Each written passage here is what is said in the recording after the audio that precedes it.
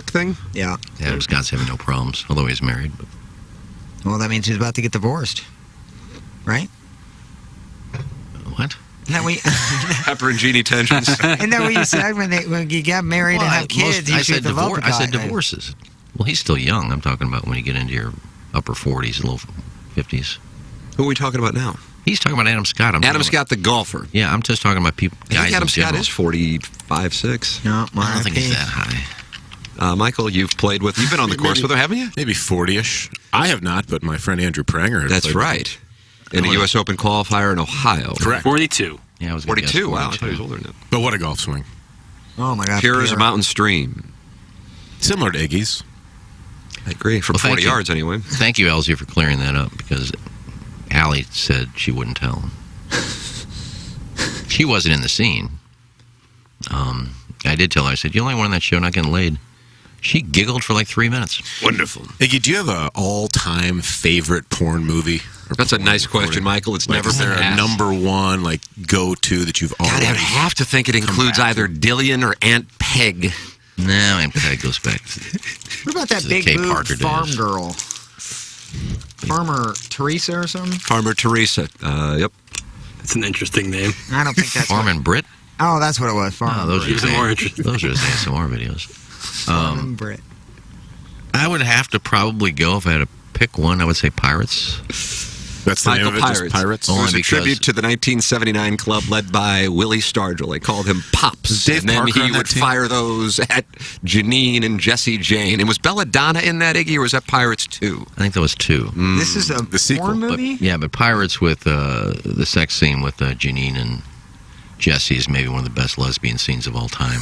Janine who and Jessie who? Janine Lindemulder, friend of the show, although she can't join us because she lives in the woods and has sciatica, according to Iggy's conversation. Oh my God! They it actually has a cover to the movie. Yeah. So how many sex scenes would be in a porn movie? Clip that off. 10. This one was probably 5 or 6. Okay. What's everything else? Like exposition? No, there's actually a story to it. Lesbians on the high sea. Who was the male star of that? Michael. But how can they get away with He's in the AVN Hall of Fame. He was almost in every Jessie Jane movie. First ballot Hall of Fame. He was. Yeah. The dude in there was one writer who wouldn't vote him in just in principle, though. He always is at the AVNs with Is it Morgan? Morgan Fairlane? No, last name is Morgan. Niger Morgan? T. Plush? Been around for a 2011 NLCS. Been around for a long time. Chris Carpenter, big fan. Been around for a long time. I always forget her first name. They're always at the AVNs together for some reason. Was Pirates something you owned on VHS? It came out in 05. I think it was a DVD. I gave the DVD to Tim, actually. What a nice gift. Yeah, that was for the holidays. Christmas stocking I don't stuffer, know where it perhaps? is. I'd go home and I'd enjoy it. It's there somewhere. I gave it to you. Nice. Mixed up with our wedding DVD. Yeah. Honey, let's watch the wedding again. Taped over. Oh, Janine. Doug's Glue Guzzler says, this is the kind of stuff I tune in to learn about. That's from Doug's Glue Guzzler. Michael, his wife, is on OnlyFans. Doug's Glue Guzzler. I don't know if you've met him. He, according to Jackson, looks like John Rahm. Yeah, he does. He dresses like him, at least. Pink and gray. I'm not familiar with him in real life, just from this show. No. Him writing in. What a kind man. Tim, get to the lead. The Maitland interview isn't happening. That's from Conclusion the Stripper. What happened? The Maitland interview isn't I thought it was happening on Thursday. It's happening Friday now. Okay, well, that's happening. Yeah, I just got a text from Brian that said, have to move it. Production moved on what I guess she's doing a movie or something. And she said, production moved. And then he emailed me and said, can you do it Friday before noon Pacific time? I said, sure. So we're just picking a time on Friday. Are you excited? Noon Pacific is 10 a.m. Central, right? No, I'm 2. I'm sorry. 2. So I said, can you do it between 9:30 and 10 on Friday? And he said, I think so. Let me check. So that would be about, 11:30 noon our time, and then Plowsy can tape it. There you go. Guys, this show went from oral sex to long putters to porn in a minute. It's why I love the show. That's from friends of Bert Conn.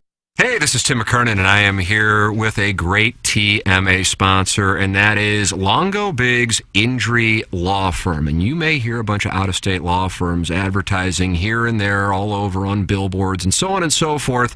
But the thing is, oftentimes their goal is to just settle and move on. And that's not what you guys do. Yeah, this is CD Longo, and you hear us talking a lot about maximizing the value of cases, but what does that actually mean? Well, as Tim said, there's lots of personal injury lawyers in St. Louis, and everyone handles cases differently. We focus on getting the highest dollar amount for your injuries, not just getting a resolution quickly. We're constantly tracking all the settlements and verdicts in the area. This helps us advise our clients on whether a settlement offer is too low. And if the amount of compensation being offered is too low, we are happy to file lawsuits and proceed to trial to ensure our clients receive an amount that is fair. Visit our website or Google us at Longo Biggs Injury Law. The choice of a lawyer is an important decision and should not be based solely upon advertisements. Live from the Michelob Ultra Studios, KPN-TFM HD2, Collinsville, St. Louis. This is TMA All Day. Rise and shine, St. Louis. It's the Ryan Kelly Morning After on KPN-TFM HD2, Collinsville, St. Louis. At the Morning After STL on YouTube and on TMASTL.com with Tim McKernan, Doug Vaughn, Iggy Strode, The Plowboy, and Action Jackson. Good morning, St. Louis. Where is Tim? Where is he? I just talked to Tim. I just wished him luck on his member guest today, and they got into the shootout yesterday in the par 3. They had the lowest score, and they lost in the shootout. But Tim got to wet his beak, got a little money. Oh, is he still serving this cancellation suspension from his very reckless comments about St. Margaret He's in the Scotland Algonquin member possibly? guest with Warson Woods Wacko guy that actually belongs to a country club. Okay, so he's found something to do while he Lips. serves his suspension. Typically a temporary furlough. Coming from a guy who's been furloughed 5 times, yeah, you kind of paint it as a member guest. I've played in a lot of member guests in my life. You played in a member guest for about what, a year and some change? Yeah, that was a long tournament. I ended up losing. That was a Monday caddy day. No, there's a sign on the clubhouse that says Tim McKernan is canceled, cannot come in clubhouse, but he can play the tournament. I would think so. That's nice. His remarks about a school possibly closing has shaken this town to its roots. And I just hope it blows over at some point. You had to hire counsel. We need some other kind of catastrophe to happen so people can forget this. Well, there were kids in the hallway at St. Margaret's crying, saying Tim McKernan said we're closed. What's going on, teacher? Yeah. Hashtag fake news. It was a devastating blow to many. You think they might just close now, just out of... It could have that effect, I would think. Let's just shut it down. Yeah. We don't stand a chance. They had no new applications this year, and they didn't know what was going on. People said, we thought you were closed. TMA said you guys were closed. We didn't bother signing up. We heard a 4-second sentence on one of your shows, and we don't know what to do with ourselves in May. We just decided that we had to close. From people who really didn't have any idea. I don't even know where the school is. Oh, come on. It's down there by the Botanical Garden. Yeah. We talked about by this. Gringo Jones. I went to school there for 2 years. Oh, that one? First and second grade, I went to school there. Then I went to Brentwood. You can see it from Highway 44 as you go east. God's Highway. If I remember correctly. I don't know if it was kindergarten at Sherman School or first grade at... no, it was Sherman, because my dad worked at Sherman before he became a bartender. Okay, we're going back to your life He worked story. at Sherman, and I was... Let me get my muffin. I was very... I cried every day. I didn't like leaving my mom and dad, and I was, kind of a mama's boy. And I go to school, and then I go have lunch with my dad, and my dad would have lunch with me. And then he'd go, okay, I got to go back to school. I go back to work, and I start crying. Don't leave me, Daddy. Really? That's the second. That's the title. Front runner. Every day. Don't leave me, Daddy. And you were how old, like 16 at this point? No, I was in kindergarten. Oh, 5 or 6? Every day I'd just cry when he'd leave. Well, why such a baby? I don't know. I just... Your brothers give you trouble about that? Well, I don't think they know I cried. It's like my dad went home and said, "Ha, Iggy was crying. Kenny was crying today." Well, if he had, it would have stopped that behavior. I wasn't Iggy till high school, so they didn't call me Iggy. Oh. Ken. Ken, stop crying. You only got another half a day. I'd sit in class just... Well, this is the Ryan Kelly Morning After. Okay. Well, It's my childhood. A little soft reset. I guess it's actually a So I didn't kiss a girl forever. Because you're too busy weeping? No, because I always listened to my mom. I never lied to my mom. I always listened to what she told me to do. And she always told us, boys, you can't go in people's houses if their parents aren't home. So I wouldn't go into anybody's house. I was dating Sherry Steiniger, and God, I was a freshman. What age is this now? No, I was a sophomore. And she was a So freshman. 50 years ago. Okay. And we went to. Oh, every bit of 50 I never years. kissed her, and I went to her house. I went to her house. I've told this story too. So here come the text. Oh, I've heard this one. I remember this one. But Shelly, her sister Shelly, who is still a good friend, lives down in North Carolina, had a waterbed, and she talked about her waterbed popped and it leaked. And Oh, did she? yeah, so we were sitting outside on the stoop, Right there on the stoop. and I said, "Oh, Shelly get her waterbed fixed?" She goes, Yeah. "Yeah, she did. You want to go see it?" I go, Yeah, let's go look at it. "That's fine." And it started drizzling. We were sitting outside, and she goes, raining now. "It's raining. Let's go inside." I go, "Is your mom and dad home?" She goes, Yeah. "No." What do you say? No. I go, I can't come in. No, not now. You can't. And she broke up with me. For that very reason. Yeah. She broke up with you because you couldn't go into No, her because house. I never kissed her. I mean, she's a freshman. She wanted me to go down and check out the waterbed. More or less kiss. I said, "No, your parents aren't home. I can't go in." It'd be funny if you went in and it was like a test. Like their parents are good friends with your parents. Right. He went inside. You'd start crying again. That's why you always remember your first love. First girl I ever kissed was Connie Lassiter. I was a junior in high school. Wow. First girl I ever kissed. Chew on that, Doug. It seems like this is just going to be your life story, this show. I'm You started ready to at sit back kindergarten. and let it all play No, out. I just, All right, well, keep Tim's not going. here, so You got a filibuster? got to kill 3 hours. Okay. All right, I'm done for the day. Go ahead. No. No, we just. We won't that's be. only- We might. Iggy said we're gonna kill 3 hours, but we're gonna kill in these 3 hours. Right. That's what we're gonna do. We're Or gonna fill. kill it. Either way, we're gonna fill it up, knock them in, and fill it up. This is the Ryan Kelly Morning After Munganast 7 o'clock hour. Munganast, the official automotive dealership of the Ryan Kelly Morning After. Munganast, Alton, Toyota, Munganast, Yeah. Acura, right there on Well, that's right, yeah. Manchester there. And would that be De Pere? I don't think so. It's Baldwin? probably Baldwin? town and Country or Baldwin. Oh, wow. Baldwin, I think. Well, text on in if you know the answer. You can text into the EDF group text inbox 314-881-TMA5. We got Douglas Elvin Vaughn to my right, Kirkwood Pioneer. Yeah. We got Darren the Plowhawk Atkins, Canton. Is it Little Giants or just the Giants? Little Giants. Little Giants. And Ken Iggy Oxymoron, Strode, isn't it? Brentwood Eagles. Eagle Hall of Fame. And maybe USBC Hall of Fame, too. And maybe USBC, the St. Charles region? Or is that like the entire... I think it's the St. Charles region. I don't know. It's kind of mixed. St. Charles, St. Louis, it's all one big thing. But Is the entity USBC, was that what used to be the Hall of Fame that was downtown? no. That was the big time bowling hall. Okay. It was the, it This used to is be, some it used to be- Shishawali Lions Club that meets in. No, that was the major Rotary Hall of Fame. Club. That was the Hall of Fame. That was all the PBA players and things like that. This is just Yeah. non-PBA members. Yeah, it used to be called the American Bowling Congress, ABC. Got it. They changed it to the United States Bowling Congress, USBC. Where'd that Hall of Fame move to? Texas, wasn't it? San yeah, Antonio, maybe? I think Arlington. Why'd they I think. leave? Because Downtown St. Louis. What's wrong with our great city? Nobody went there. no, we did nothing to it. I mean, I nobody went ever there went in once.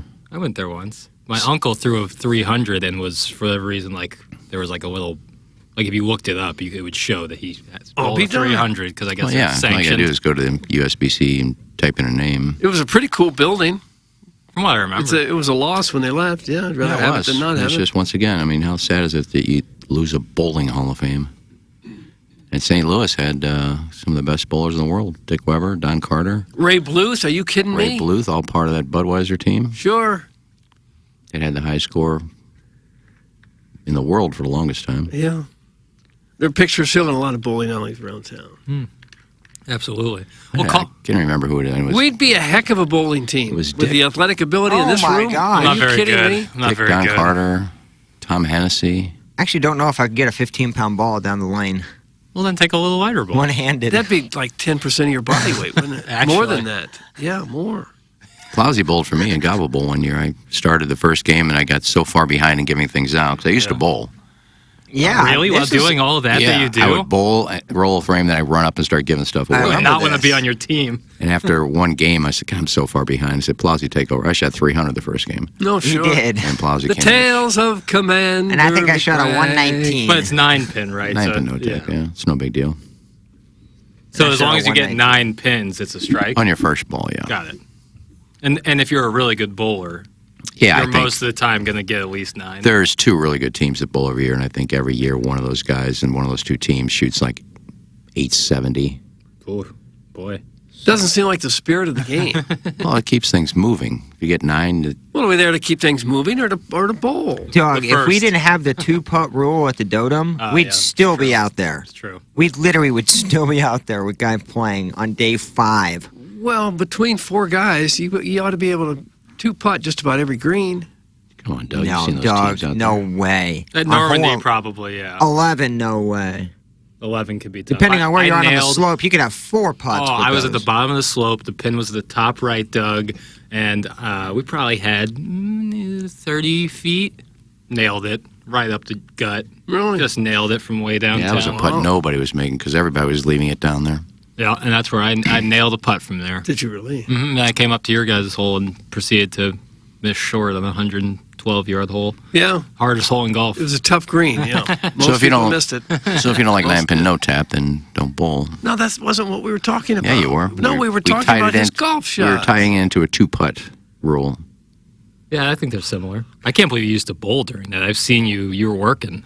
I've been to 2 gobble bowls, and you've been working the Yeah, I whole stopped. time. Well, I quit bowling anyway. But before that, after like the second year, I said I can't bowl and do this. So we have a date too, November 18th. If you're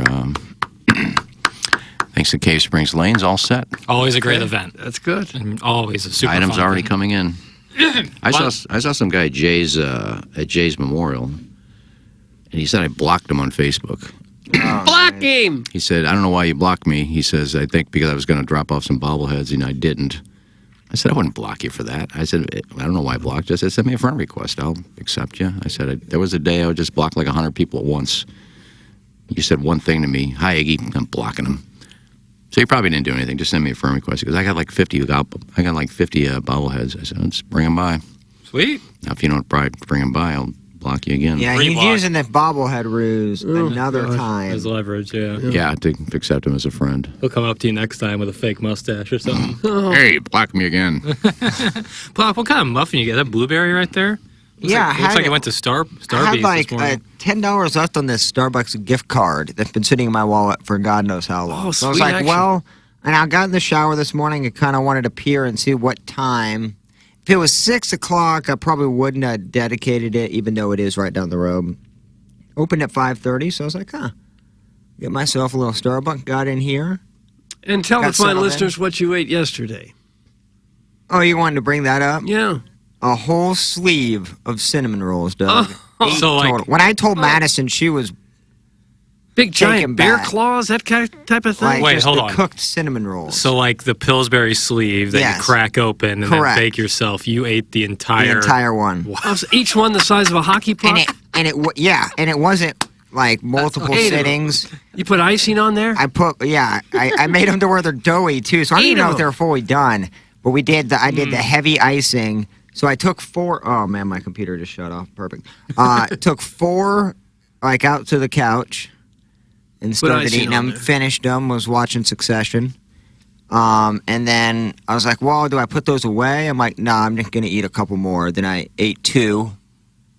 And I was like, well, I'm not going to save 2. No, Yeah, there's no that's room. fair. So in a half hour, I ate 8 cinnamon rolls. And you can't. They're not good the next day. You Yeah, got to eat them right away. or Thank you, it's Iggy. How'd you feel after you ate all those 8? What time of the day was it? This is like 2 in the afternoon, and then I went My to God. then I went to Frisco like 3 hours later, and Is just, that like lunch? for In you? Webster? yeah, Frisco and Webster? That's a nice place. yeah.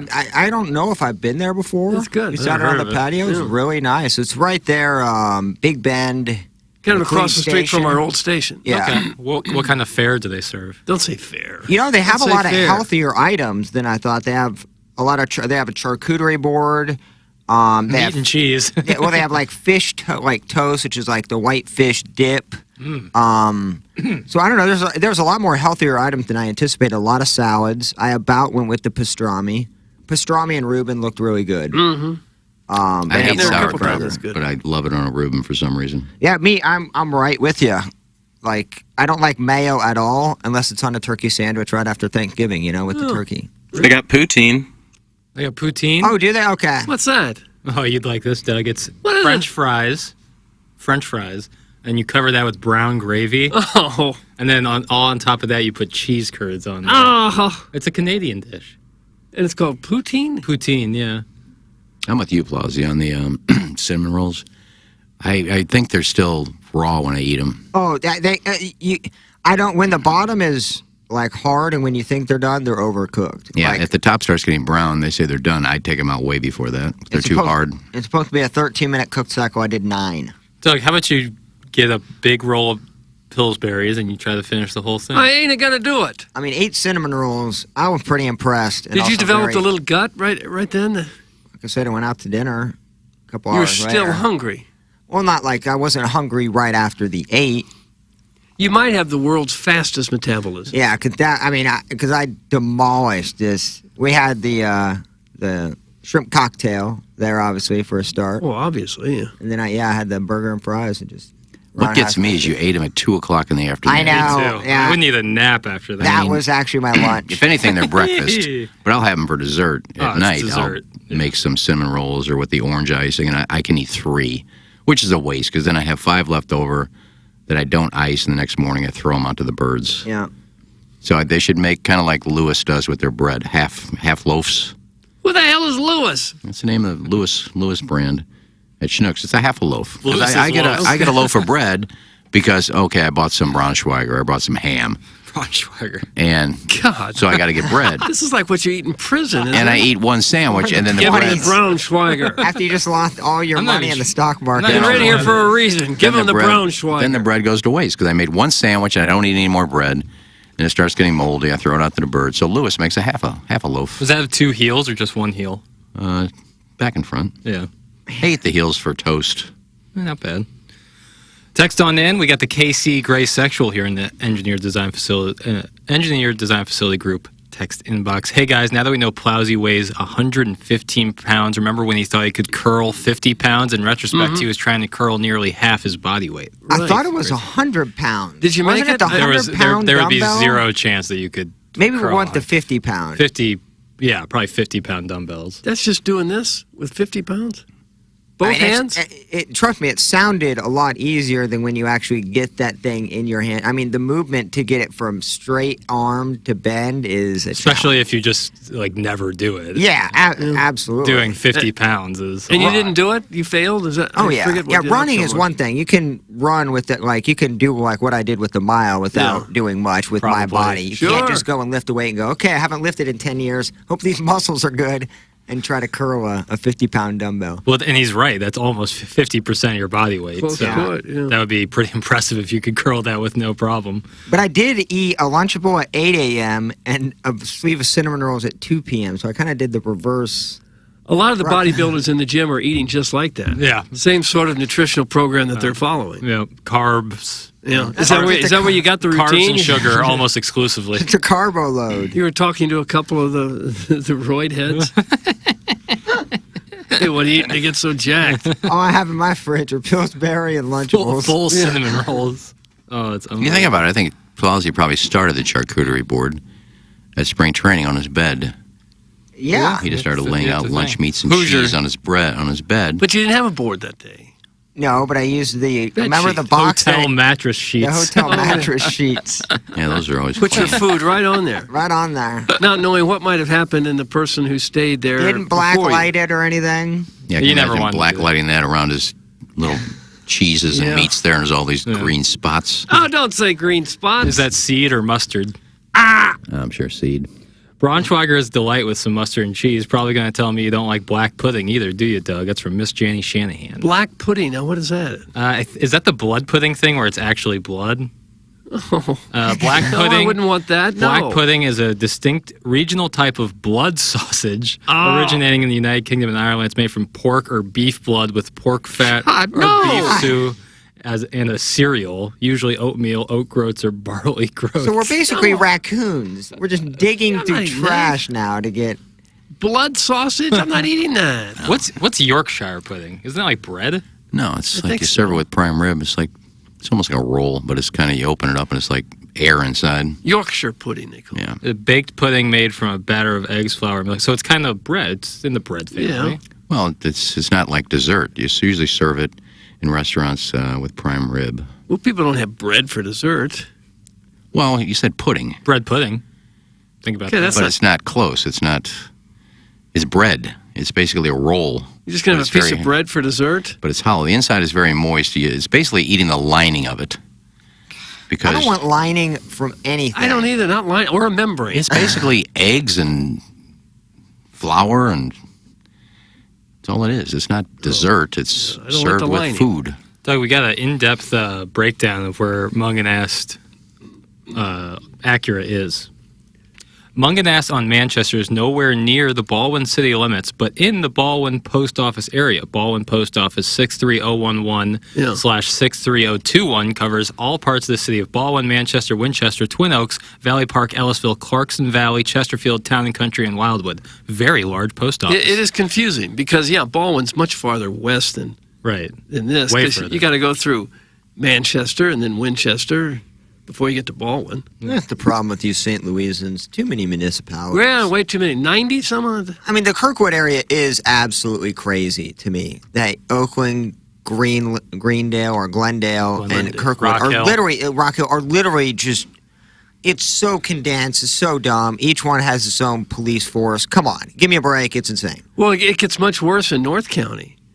I don't where spend some much of the time out in North County. municipalities are tiny. Oh, yeah. That really Marlboro small. area. No, That- There's one south. spot there Okay. on 170 North, right before you get up on St. Charles Rock Road. Okay, it I'm with goes you. from Charlock to like Veneta Yeah, Park. Belnor. And you can see the two signs. Yeah, the they're right signs now. are like 100 feet away from each other. It's Sycamore, Belnor, and Charlock are Yeah. like literally within like. Who drew that up? You could hit a 7-iron and go through all 3 municipalities. Yeah, there's, that's there's dumb. like 3 businesses in there. Jack of Fades is right there. Yeah, Jack. That's right on the Rock Road. Jack of Fades. Yeah. What's that about? It's a Barbershop? barbershop. Wow, I love that. It's a good name. I There's, love there's that another one name. called Catch This Fade that I really like. You guys ever get a fade? I currently have one. Now, what makes that a fade? So you take the hair lower to your boy mouth, is a little shorter, and then Hair as lower than your mouth. That would be a beard, wouldn't it? the hair closer to the bottom of your head or the middle of your head is shorter, and then as it goes up towards the crown of your head, it gets longer. So it fades in. Oh, well, Like a that's pretty gradient. common. People have been cutting their hair like that for years. Right. Like a We military used, to, fade. we used to call them bowl cuts. No, bowl cut would be the Bowl antithesis. cut is Mo Howard. I literally used to get bowl cuts. You like did? they would put a bowl on top of your head. They wouldn't go as far as like a bowl on top of my head, but I had the bowl cut. I had it all like shaved on the back and on the sides, and just Really a Just sharp like a look. straight line across. right above the eyebrow. I'll find pictures of it for sure because I know from like second and third grade to like sixth grade it was bowls all day, baby. It looks like the barber did not have a whole lot of time. I got 30 seconds here. I'll give you whatever haircut I can do in that amount of time. Then you're out of here. We had a 2-chair barber shop, and one of the barbers was the mayor. Oh, So like, sounds like the Andy Griffith show. isn't Seriously. that crazy? He's eating brown schwag or whatever, and I'm getting a haircut by my mayor at like 8 a.m. before like he went to like council meetings. We always used to my dad would go in and give him the Princeton. Yeah, I remember the Prince. What's the Princeton? I have no clue about That's- it. Yeah, sounds- but that's I'll what look they it up. called it. It was just a really short It was haircut. almost like a crew cut. The Princeton is a Princeton haircut. Let's take a look. That's what the Doug- boys got. Give him the Princeton. Oh, this is a very Afterwards- common haircut. Afterwards, you get your dried up, bubblicious grape bubblegum in Oh, this yeah. Oh, they gave you that? 50-year-old tin. Yeah, Oh. Mayor Don. I remember going into the varsity barber shop at Manchester and Lindbergh and asking for a regular boy's haircut, Wow. which seems a little generic now looking back on it. Give me the boys' haircut. But he knew just what to do. I've had so many of my days. I've had a mullet. I had a mullet permed. I had a Wow. shag. Mullet, can we get pictures of the mullet perm, please? I need. I'm sure I got some somewhere. You could put that on a T-shirt and sell those everywhere. I'm gonna get a shag. My brother had a fantastic flat top. Really? Like Hallie Yeah, Long? It would stick straight up in the air. My hair was never thick enough to do that. I couldn't possibly pull that off. Rest like a cup on top You of it could, almost, yeah, and it wouldn't roll at all. Perfect flat incredible. top. Yeah, I used to get mine spiked. Let's get back to you. I got to tell you, Oh, we're talking haircuts. I'm just telling you Okay. which kinds I had. the perm smell. Yeah, it's gross. Is it really? It's a unique. I don't know if it's terrible. It's not great. Are people still getting perms? I don't think so. I Can don't. we all get some? I get a perm. Well, why not? Give me No, $100, I get a perm You have right to have now. really long hair to get a perm. You Plowman can't- could do. He's going. I got a perm. I could get one. Like Doug can get a perm. You couldn't get a perm. I couldn't get a perm now. It's too short. Why does it have to be long? Because you have to roll that thing. Yeah, See, makes sense. this is long enough, right? Oh, sure Yeah. it is. Yeah, go get a perm. You got a great head of hair, Plowhawk. Oh, dude, I'm very lucky. Very lucky. Look at the wings, though. Look how it Oh, ends yeah. And this is swoops. natural. Yeah. Just Natural wings. Dude, my computer may like start smoking. Is it dead? There go I- the I'm gonna- drops. No drops today. Well, that's why I can't. Like, it's going to black screen, and it's a tough battle here. That's odd. I Okay. hate restarting computers. You got to play commercials out of that thing? No, it's No, luckily this is all good, but I do have to play rejoin music. I'm going to do Okay. a quick restart now, but don't let that hinder the show. Doug. Okay. Won't even Talking think about haircuts. it. My family gets together each year and butcher our own hogs, and we make blood sausage in the process. You Oh. literally mix the blood of the animal with ground sausage, encase it, boil it in water, then eat it like salami. I don't eat it personally, thanks. That's from Scott's Wrinkled Ballsack. It not sounds his wife. Boiled Yes. meat? They boil. I feel like that's not uncommon. Like salami's boiled. There's isn't got to it? be nothing grosser than boiling meat and eating it. I feel like Boiled food. We saw Taking a that. slab of roast beef and throwing in some boiling water, then eating it? if you season it, wouldn't it be okay? Oh, God. But I think half Tough the as fun, nails. in that does sound like it's a nice family tradition. Right. Yeah. We used Oh, I can't butchering a imagine hog. getting up and say, "Hey, let's butcher the hog." Look, I tell you really? what. We're gonna go kill the pig? Me and Grandma Irma would always go out and get morel mushrooms and then bake those, season those. That was like our, and I thought they were great. Not a lot of, Oh, they're it's not, good. it's They're not good. everybody Big cup Illinois of tea. thing. Huge Illinois thing, and Big people Illinois. get really protective of their spots. It's like fishing holes. Yeah. Like they will die You with just those. pull them right out of the secrets. ground? Yep. Just wild? Yep. Oh, You they're wash good. them. They're You good. need a pig to find those? No, they're not That's that for fancy. truffle. I think Those it's are for truffles. Yeah, for truffles, you get like a truffle hunting pig. But there are Get it. people that have like that have had like this same area for generations. No, So we it's used very to. secret. It wasn't a family thing because I hated it. But my dad, my uncle, some friends, and my grandpa would go rabbit hunting. They'd I'm looking come- for Hassenpfeffer. They would come back with rabbits, and they'd throw them in the sink, and then they would all, with my grandma, would sit there and clean them. Ugh. Isn't this what Daniel Boone did? I just watch him just split open Between these that and rabbits and take Braunschweiger. out all these guts and the fur, and then we'd have Hassenpfeffer. We went to the grocery store in my family. That's what we did. Well, so do we. For your go- Braunschweiger. We didn't go pull mushrooms out of the ground or eat rabbits. Well, we were went to the grocery store. poor. We sausage. could only eat what we killed. I told this story a lot, so this is probably.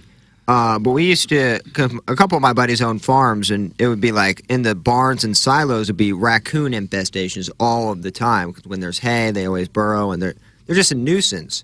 And so we'd raccoon hunt, and then we'd skin them and take the raccoon hides to Havana, Illinois. They bought them for like 20 to 40 a pop, depending on the size. We just buy weed with it, and that's Oh. very Hoosier. I feel No, like. kid, As no, I'm- it isn't. as I'm No, like- don't tell yourself that. As I'm telling the story, it doesn't sound as exciting. So you shot the raccoons with what? A shotgun? I mean, you could do like pellet BBs with some. The I mean, BB would kill a raccoon? well, through the head, yeah. It does? Because you don't want to ruin the skin too. Like you want to make sure that you. Preserve it, though. Yeah. I'm stunned that a BB would kill a raccoon. Well, it's not a BB gun. It's like a little pellet gun. It's beyond a BB gun. Would it break your skin if But you you're got not shot you're with not it? taking a 12 gauge shotgun into a silo. I Doug. don't know. It's I've like- never shot a raccoon. You couldn't pay me enough to get me in a silo. I've heard those stories. Oh, it is. Yeah, the wasp and spiders. People falling and- in there. Yeah, with the that's- corn. All the I've only shot one thing in my life, and it was with a pellet gun. My friend Mike Prosperi, his parents had a house out in the country, Mike Prosperi. and we went hunting. He's been mentioned before. And I said, I've never hunted in my life. No. So they gave me the pellet gun. And I think Prosperi had a 12 gauge, I think. Like you guys And are going in. it's the damnedest playing thing. field. Because I don't shoot. I don't hunt. No. And we're just walking around. I got this pellet gun. And he goes, quail. And I lift my gun and shoot, and I hit it. The Tales of Commander McBride. That's a good shot. But I Birds didn't are kill hard to it. hit. Because I had a pellet gun. Oh, yeah. So the thing was on the ground kind of fluttering. Oh, no. And then Prosperi takes his 12 gauge, and he just blows everything apart. I said, why'd you do that? Weren't you going to eat that? No, I just want to see it die. Oh, He took a 12 gauge and just shattered it. It blew into 90 pieces. I'll say that raccoons are an absolute nuisance to farmers. I'm just trash throwing that out there pandas, right now. yeah. They're absolutely terrible. I had 5 of them in my house Yeah. a few years ago. Remember that? And they're cute, but like it gets to a point where it's like they just want to destroy, terrorize, And they spread rabies breed. around. Yeah, and they're they scat. Is that what it is? Yeah. I didn't know what it was called, but I knew the disease is crazy. Multiple texts coming in Nice. talking about Iggy saying he doesn't hunt when. I'll start with Jonathan Titsworthy. yeah, You yeah. hunted gross mother. We sure did. What kind of gun did you shoot gross mother with? Nice. Here Right. comes the gross mother story. hits.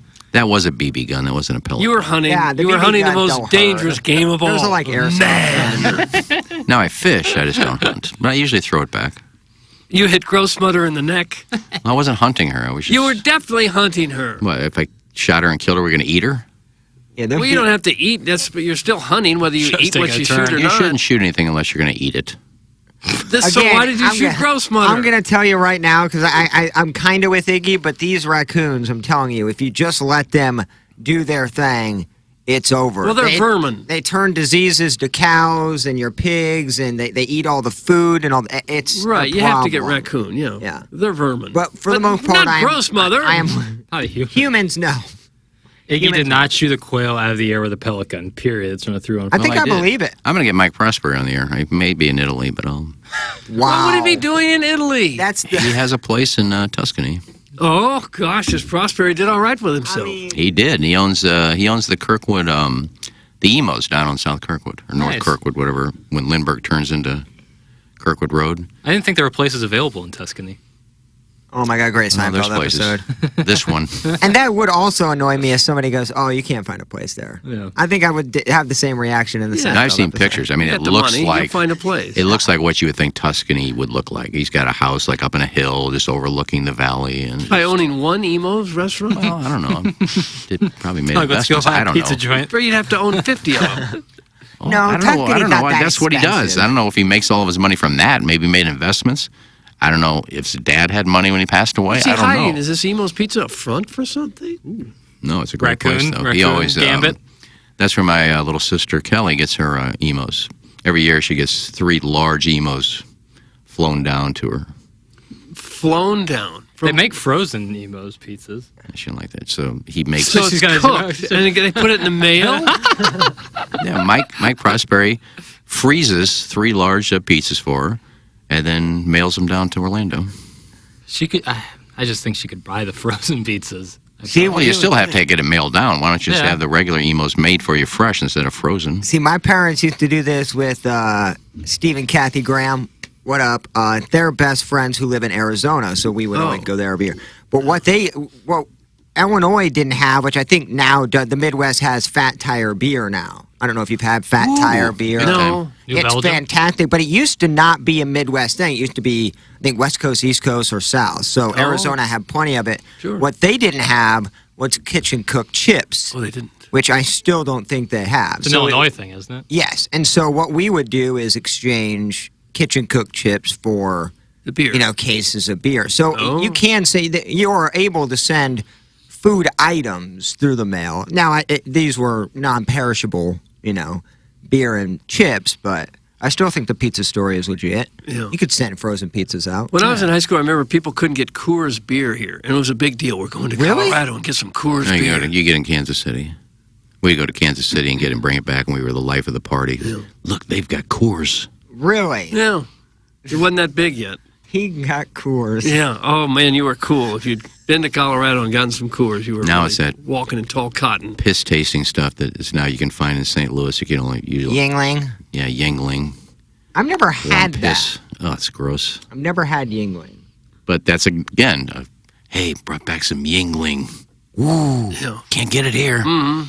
Hey guys, Great stuff. this topic sucks. Can we rank Mount Rushmore of current Cardinal hogs? That's from Babe Truth. Yeah, Oh, Wow, Vince I feel like Coleman. that's your We don't know that. well Vince- current. we don't current. have to listen to all Oh. the texters when they ask questions. Yeah. We don't have to do what they say. Yeah, how are they liking this program? Because they can't like it, right? It's been rich with information. I think so. I'm curious to think what in Tuscany they think of Emo's Pizza. You think they would like it? Oh my God, that'd be hilarious. I don't know if they're big into cheese? Provel or not. I had some pizza in Italy. It was horrible. Yeah, So it was the the worst pizza I'd pizza- ever the had in my pizza life. really isn't that Yep. good. It was the worst I'd ever had. I What was heard bad that. about it? It was just like a flat piece of like dried bread with just a little bit of tomato sauce and a couple of sausages thrown on top of it. I don't believe pizza was invented in It would Italy. not stay in business if it were anywhere here. I think pizza was invented in China. Wow. I don't know. I really doubt that. They don't really eat, like... It wasn't invented in Italy, you know that. All right, here we go. Pizza is a dish of Italian origin consisting of a usually round, flat base of leavened wheat-based dough topped with tomatoes, cheese, and often other ingredients. That's a lie. I don't think it was in Italy. If the pizza Looks like I had the Greeks was baked available... a flatbread known as a plaukus. A plaukus? In a mud oven. Oh. I have no doubts that other cultures before Italy had flatbread with some sort of sauce on top of it, but pizza, as we know it, I believe, started in Italy. I believe the food is better right here than it is anywhere else in the world. I think I'm 100% You can go with anywhere you I want to haven't go. It's not going to get better than what it is here. We've stolen all the best food, and we've invented some more on top of that, and we've got more money than almost every other country, so we tend to do it right, preserve it the best. It's the best that you're ever going to have right here. I'm sure you got some good meals over there in like Italy and France and Croatia. The ones that were on the yacht, not the yacht, but the cruise ship, those meals were great. The ones in the restaurants were, nothing special. Fair enough. Do they put ice in the water over there? I think so. I've heard like AC and ice in the water are two kind of things. I didn't order a lot we of kind of take for beverages granted. there, but pizza originated in Naples, you idiot. The show sounds like a corner table at Del Mar Gardens on high school service hour day. It's from Harvard Day. Yep. Just tuning in, whereas Tim, if he isn't going to be on, I'll just actually work today. It's from the Bill Fontaine Billy This Buster. is just a for getaway free. day. Well, just got a couple guys hanging out. It's a big hangout type of show. You know, you turn it on, you just hang out with us. You're like the extra member of the day. Text on in. EDF group text inbox 314-881-TMA5. Call in, and you can talk to KG in O-Town, who I apologize for not mentioning at the outset of the show. Oh, he is here. KG, thanks for coming in, brother. Of course, thanks for having me. Doug, did you know that the guy sitting in my studio posted a picture of barbecue sauce and a ball gag last night on the fan page? A ball gag? Why would he have done so? Oh, yeah, he sent me a video. I forgot about that. Why would he have done That that? was hot. Andrea's brings out the freak in me. Really? Is that their new advertising slogan? Bring out the freak in yourself. I was just surprised to see that a ball gag was next to the sauce. But hey, I don't judge. We don't kink shame on this. We got to congratulate Max and his lovely bride. Announced yesterday that she is due in December. Oh, congratulations the owner operators of Max Andrea's. Kennison, fourth generation Hell yeah. of Andrea's. Yeah. Well, he's Kennison. I mean, I don't know what Sam's last name was. The Andrea. comedian Sam Andrea. Kennison? Sam Andrea. So 4 generations of Sams. And I also want to give a shout out too. You know, it's usually on these Dr. emails. Biondo? No, these emails we get these feedback via the TMAS. Oh, I blocked that. Best thing ever. Yeah, it's usually Dennis Char's Upholstery, who's good for 4 or 5 shots at me every day. But we have a new person taking shots, Sandy Crook. So I want to give a shout out to Sandy Crook for these. Here, I'll read the 2 that I What did he say? Does he even know what self-awareness is? Yeah. Followed up by, Iggy is like that friend that won't shut up about seeing a bad movie. Oh. And then what did... Did that hurt your feelings? No. I'm just saying. Then Dennis Char, did I miss Tanning Bulb's story told for the 10th time? There's from yesterday, so... They're all about me, but thanks for listening. I appreciate it. It's nice. So A little you're shout upset out. by this? No, I just want to give Sandy Crook a shout out. Why? Because she Thanks for listening. took the time to email in and It's listen not to the show. she. Well, the name is Sandy Crook, so whoever it is. Yeah. I don't know what the pronoun they're using, but... You can be a guy. Sandy Alcantara. Sandy Koufax. Sandy Koufax. Sanford. Is Sandy Koufax the greatest left-handed pitcher of all time? For a short period of time, he would be. Yeah, you know, over 5 or 6 years. Yeah, I think for a 7-year period, he was the best pitcher in the game's ever seen. Yeah, for that short, but a guy like Steve Carlton was really good for much longer. Right. Yeah, Koufax retired early, didn't he? Yeah, I guess probably needed Tommy John surgery, and they didn't have it back then. He said, oh, my elbow hurts so much, I can't keep doing this. Well, Sandy, did you see Sandy Koufax in spring training one year? Oh, yeah. Yes, I did, at a restaurant. How'd he look? Just like what you would think he look, in great shape, very distinguished. Greatest Jewish athlete of all time, no doubt in my mind. Hank Greenberg? Hammer and Hank? No, it's who else? It's Sandy. If somebody Sid Luckman? No, if somebody is considered one of, if not the best in their sport, they're probably for sure the There's greatest. a book I read. It's called, I can't think of his name, but it was called The Catcher is a Spy. Oh, yeah. He was a major league catcher, and then he became a spy. Right. That was. I forgot his name. Oh gosh, I knew his name. Yeah, it's a very famous Just Google story. it. Catcher was a spy. And then Yeah. The catcher was a spy, a play on A Catcher in the Rye. Yeah. He was a mediocre catcher. Who? Moberg. Moberg. That's right. That's right. And he spoke like 7 or 8 languages, and he was an Ivy League graduate. He was the guy that they first described as good glove, no hit. I guess he was a good catcher and couldn't hit a lick. And back in the barnstorming days, like in the 30s, the top Major League Baseball players in the offseason would like go to Japan and the Far East just to try to sell the game a little bit more. And they went on one of those trips with Babe Ruth and Lou Gehrig and Jimmy Fox, and they had Mo Berg on there. And everyone is wondering, what in the hell is Mo Berg doing on this trip? He's hardly one of the stars of the league. But what he was doing when they went to Japan, this was late 30s now, he was also worked for the CIA. He would take a small camera and go up on the building tops and shoot film of Tokyo Bay and all that area because they sensed that war was coming with Japan. And then he would take that film and give it back to the State Department. And they used that for Jimmy Doolittle's raid. Oh, wow. When they bombed it. Oh, that's pretty awesome. It's a great book. I forgot about all that, but it was a great book to read. Fascinating. They also made a movie in 2018 starring Paul Rudd, playing Mo Berg. Sienna Miller is also in it. It's a fantastic story. And Jeff Daniels. It unfortunately got a 32% on Rotten Tomatoes, but, you know. Not a great movie. Yeah, not many people interested in Mo Berg. Well, shout out Mo Berg. Well, people love World War II movies, though. That's what it's kind of true that. Who shot the B-roll? That's from Birthday Hawk. Would that have actually He shot some B-roll. It would only be B-roll if there was another roll rolling at the time when you wanted to slide the B-roll in over it.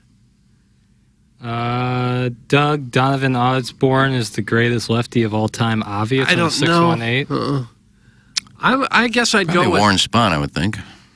He'd be in the conversation. Randy Stephen Johnson. Not Stephen Matz. Randy Johnson, Steve Carlton, Warren Spahn, Sandy I think Koufax. Warren Spahn has the most wins by a lefty, if I'm not mistaken. Yeah, he pitched well into his 40s. I think Caller Adam is on that list. No. Well, he's on the phone lines. I think Warren Spahn got 600 wins.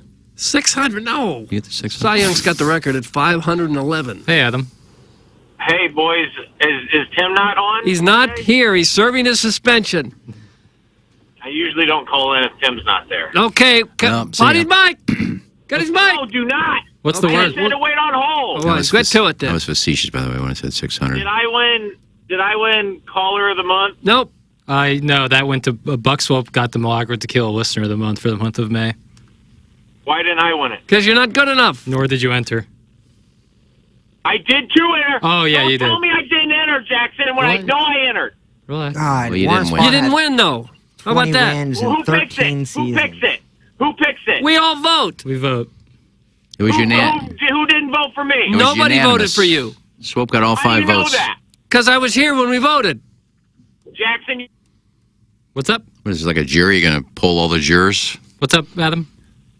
He's gone. coward. Oh, I'm a You're coward. a coward if you don't post the results. Oh, I got it for you right now. Buckswap won by unanimous decision. I didn't get a single vote. No. Nope.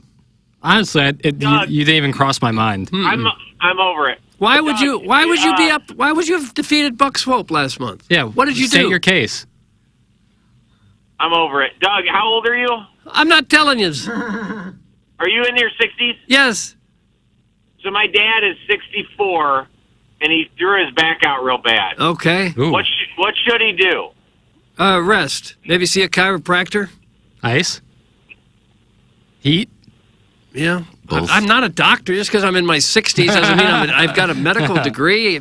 Throwing your back out could be different person to person. Once a jolly swagman camped by the billabong under the shade of a coolabah tree. And he sang as he watched and he waited till his billy boiled. You'll come a waltzing Matilda with me. Everybody, Waltzing Matilda, waltzing Matilda, you'll come a waltzing Matilda with me. And they sang and they sat as they waited say? by the billabong.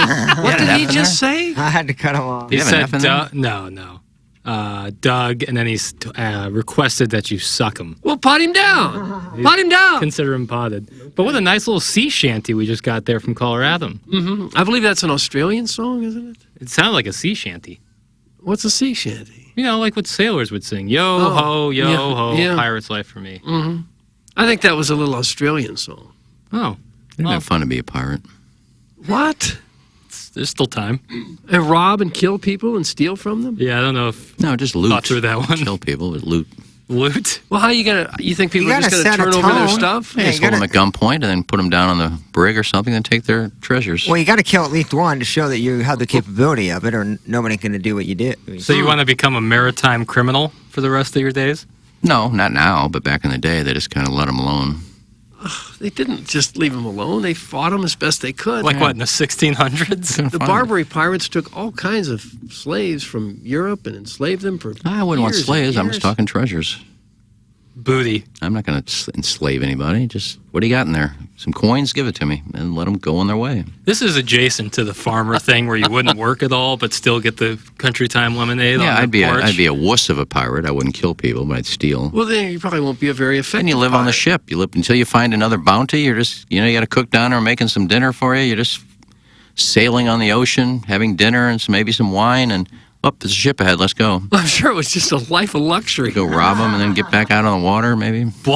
Blonde beard. That's what they call you. Do a little tubing while you're at it. You think there's tubing on with those sail ships that are massive? Wouldn't go very fast. Yeah, and a lot of them have peg legs and hook for hands and a parrot on their shoulder. It's just Captain Hook. Yeah, I guess I could. I am the captain now. Yeah, You would have wanted to be a You pirate. don't want to be a Somali pirate. Hey, Jax, I'm going to see Oppenheimer opening night with my girlfriend. Want to go with us and cuck me? Thanks. It's from the Shrewsbury Seat Sniffer. Sure. I'd love to go. I can't wait for that. Oppenheimer? Yeah, it's Is that the guy, the atomic bomb? Yeah, Christopher Nolan's new movie. I'm really looking forward to it. Huh. Yeah, they shot it in 70mm film, Doug. Oh, did they really? I don't know why they would do that. I've watched an interview about it. He said it's the most clear picture. It's the gold standard of movie making. And he's the guy that the Americans got to come here and work on the Manhattan Project, right? Oppenheimer. Yeah, and it's played by Cillian Murphy, who's awesome. Do you know whose picture was on the atomic bomb? Whose picture? Who?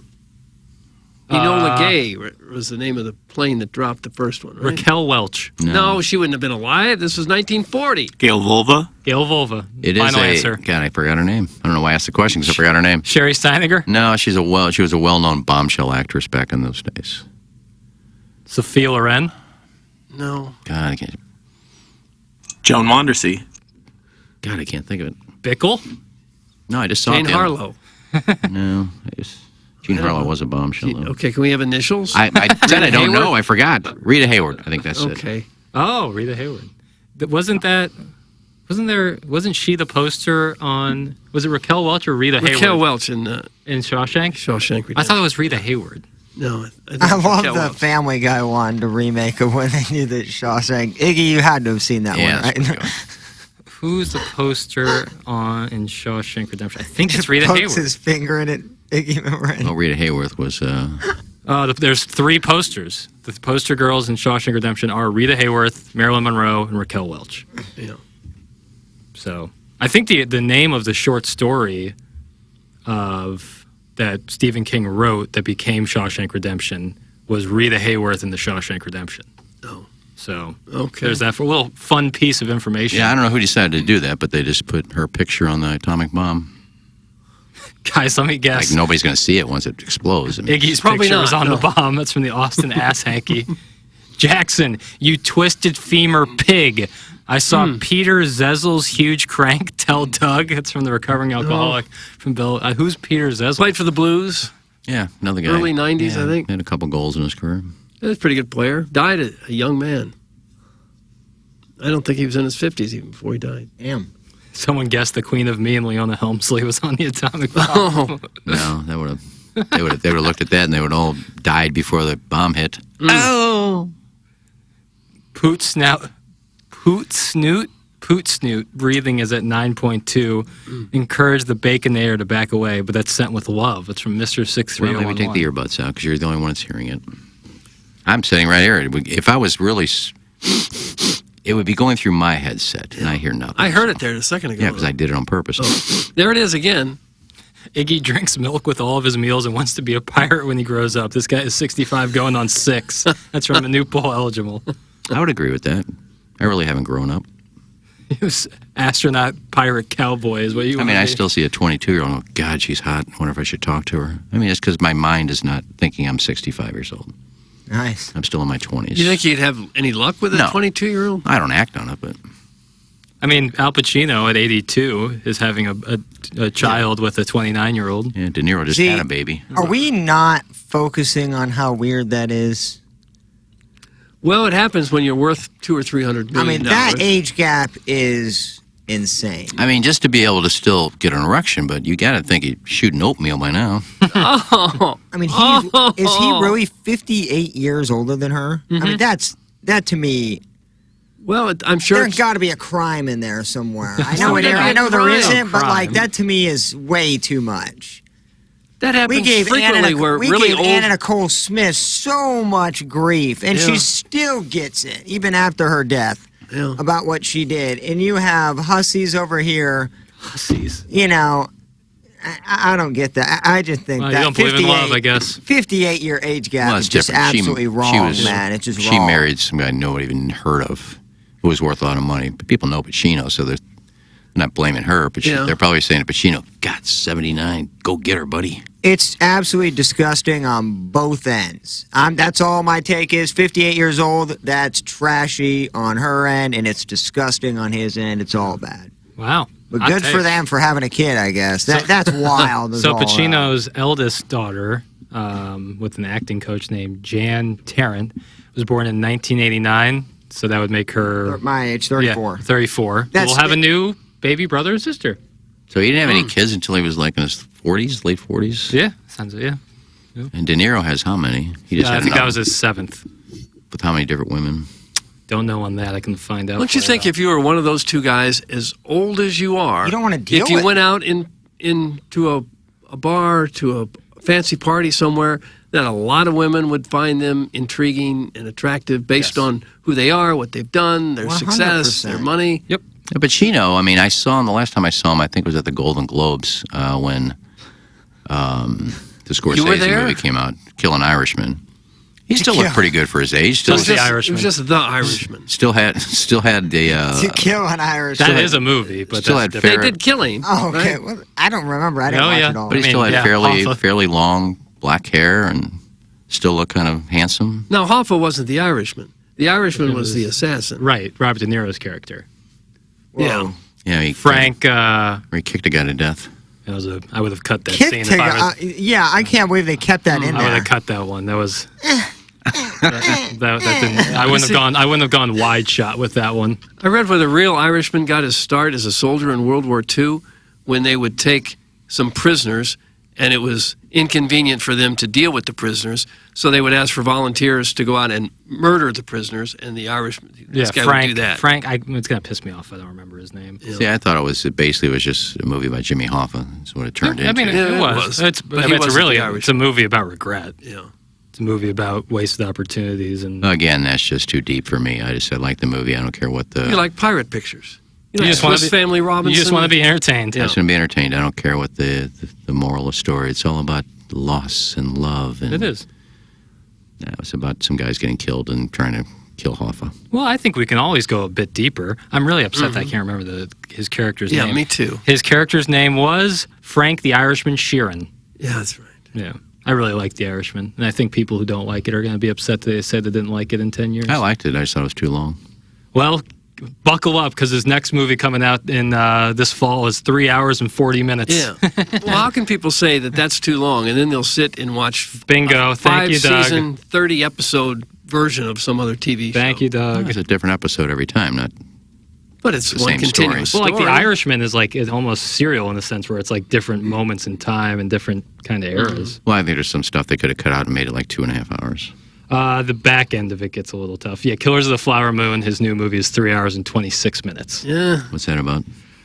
In the 1920s, members of the Osage Native American tribe of Osage County, Oklahoma, are murdered after oil was found on their land, and the FBI decides to investigate. It stars Leo DiCaprio, Brendan Fraser, Robert De Niro, Lily Gladstone. Jesse Plemons. It's when he makes a movie. Does he go to DiCaprio and De Niro first, probably? I mean, De Niro, yeah, longtime partner, and he's made a ton in the 21st century with DiCaprio. So, yeah, I think that if you could have two of the greatest actors of their generation in a movie, I think you'd have if you're going to spend $100 million to make a movie, you want to be sure that, if you can, that the stars are have a lot of box office appeal. Well, and luckily, Doug, this was $200 million, which is $40 million more than his last movie, The Irishman, and Apple TV's making it. Netflix made the last one. Imagine being 58 years old and telling some parents of a newborn that you're going to later have a baby in 20 years or so. All I'm saying is it's weird as all hell, and you can normalize it all you want. It's disgusting. I don't mind that an old guy is with a young girl or vice versa. I just feel bad for a child that's not going to have a father but for a year or two. I mean, I know the child can set up in a trust, and everybody like money can't. Money doesn't mean a two-person household. Money. I get that. Yeah, 100%. I'd much rather know my father for most of my life, or a good portion of my life, than. But how do you? And maybe he will. The inheritance. When he dies, she'll remarry with all of his money and have a husband her age, and that'll be the stepfather. I don't know how a family can respect either one of them anymore. Like, if I'm a family of hers, I'm like, this is disgusting. And if I'm a family of his, my daughter, dude, the daughter is older than the wife, man. It's weird. Don't you think you're casting It's weird. I can do it 1,000 times. It's just odd, man. It's strange, but I don't think it's disgusting. I think it's disgusting. I think it's nasty as hell. How big can the age difference be? When you're almost 60 years older than somebody, that is nasty as hell. How big can the age difference be before it's not nasty? 35? 35 years? Because that's a long time, too. And I am even... It's weird to say even that. 65 and 30. 58 years is... Dude, that's literally like when he was 58, what movie was he doing when she was born? That's disgusting. You go there, that's nasty as all hell. It seems like if you marry outside of your general generation, it's a little odd. Like I said, it's not like nothing illegal about it. I get it's just odd. Would you find it weird / disgusting if a 30-year-old man, well, it'd be tough to impregnate an 80-year-old woman, but at least was dating an 80-year-old woman? It's nasty. Yeah, he'd have to be extremely virile. That's like I said, I think both sides of the spectrum. If you do it the reverse, I think that age gap is inappropriate, and I'm very much not trying to kink shame. That's not a kink. Then it's just nasty as all hell. Can you imagine if he's, doing movies in his 50s, say he's doing Heat. I'm sure he's in his 50s when he did Heat. Yeah, 1995. And he's talking to De Niro at a break, goes, you know what? My wife hasn't even been born yet. I don't think Pacino's That's actually ever. A funny line. I don't think Pacino's ever been married.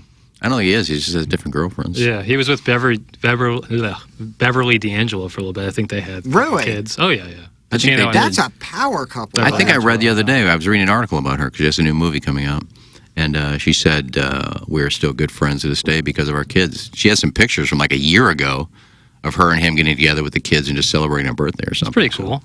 Wonder how old Beverly D'Angelo is now. I would say 75? 71. Iggy nailed it right on top of the head. 71. Yep, 71. I didn't have a chance to counter. She had a nice breast in the first national implementation. What about the second one? She didn't get naked in that, but she got naked in the shower. I even thought the Vegas one, she was looking good. 0.2 seconds. Enough to pause and use it. Oh. Man. Goodness gracious. I did that with a few movies, though. Talk about creepy. Are we breaking now? Not just yet, but, we'll get there. We got a rhythm. This is the Ryan Kelly Morning After. Coming up on today's Captain's Log, we'll have Joey Zanaboni on at 9 o'clock, talking to little dogs. Talking a little defense dog. We couldn't have him on yesterday, but we're going to have him on today. And, we're going to talk about the upcoming match with the Houston Dynamo. Doug, Houston Dynamo tomorrow. Get ready, baby. Yeah, that's a club that if they can score a lot of goals, they can beat you. Mm-hmm. And if you can't get around their defense and put it in the onion bag, they can shut you out. Another home game? I believe that game is in Houston. I got to get to a game here eventually. No, the game is in City Park. I apologize. Yeah, tomorrow we'll be in St. Louis. It's going to be warm, but it's going to be a beautiful day. Stroadcast for us, Eggs. Hot tomorrow, right? 90s, yeah. Oh, man. Yeah, it's going to be hot. I was talking to Ridge yesterday at our Hubbard birthday party, and they're having this home run derby starting at 6 o'clock at Carshield Field. Carshield Field, which is still AstroTurf. Which means on the field at 6 o'clock it'll be at like 110. Well, it's that field turf. I don't think it gets quite as hot as that old-fashioned AstroTurf. It's hot. Yeah, it does get hot. But He's not I even think going to it's be there. better He's when got a wedding to go to. Who's not going to be there? Riz. He's got a wedding. So I guess it's Learn and King Scott and. You going to try to Rafe. hone in there and take a few cuts? No, I was going to ask if I can join myself. The wedding? But you wanted to. The wedding. Yeah, maybe I'll just go to the wedding. Crash the wedding. Hey, Ring Riz. bearer. Riz. Fancy seeing you here. I haven't swung a baseball bat. Oh my God. I think they start at second base. I think they hit from second base. That makes sense. Oh, even then, to the That's it'd be a still clout for yeah. some of our folks. I made three odds I gave to Riz. I put Riz's team at -130. Really? Yeah, I just want to be nice. And who did you give these odds to? To Riz. Who's the bookmaker? What did he for do? Hubbard? Slide a piece of paper I don't across know. the He table. said I saw him. They were talking about it on their show yesterday. Were they? Yeah, talked about Iggy's setting the books. Nice. Well, I did 3. And You I put, taking action? Well, I put Learn. I was very kind about this one, Cletus too.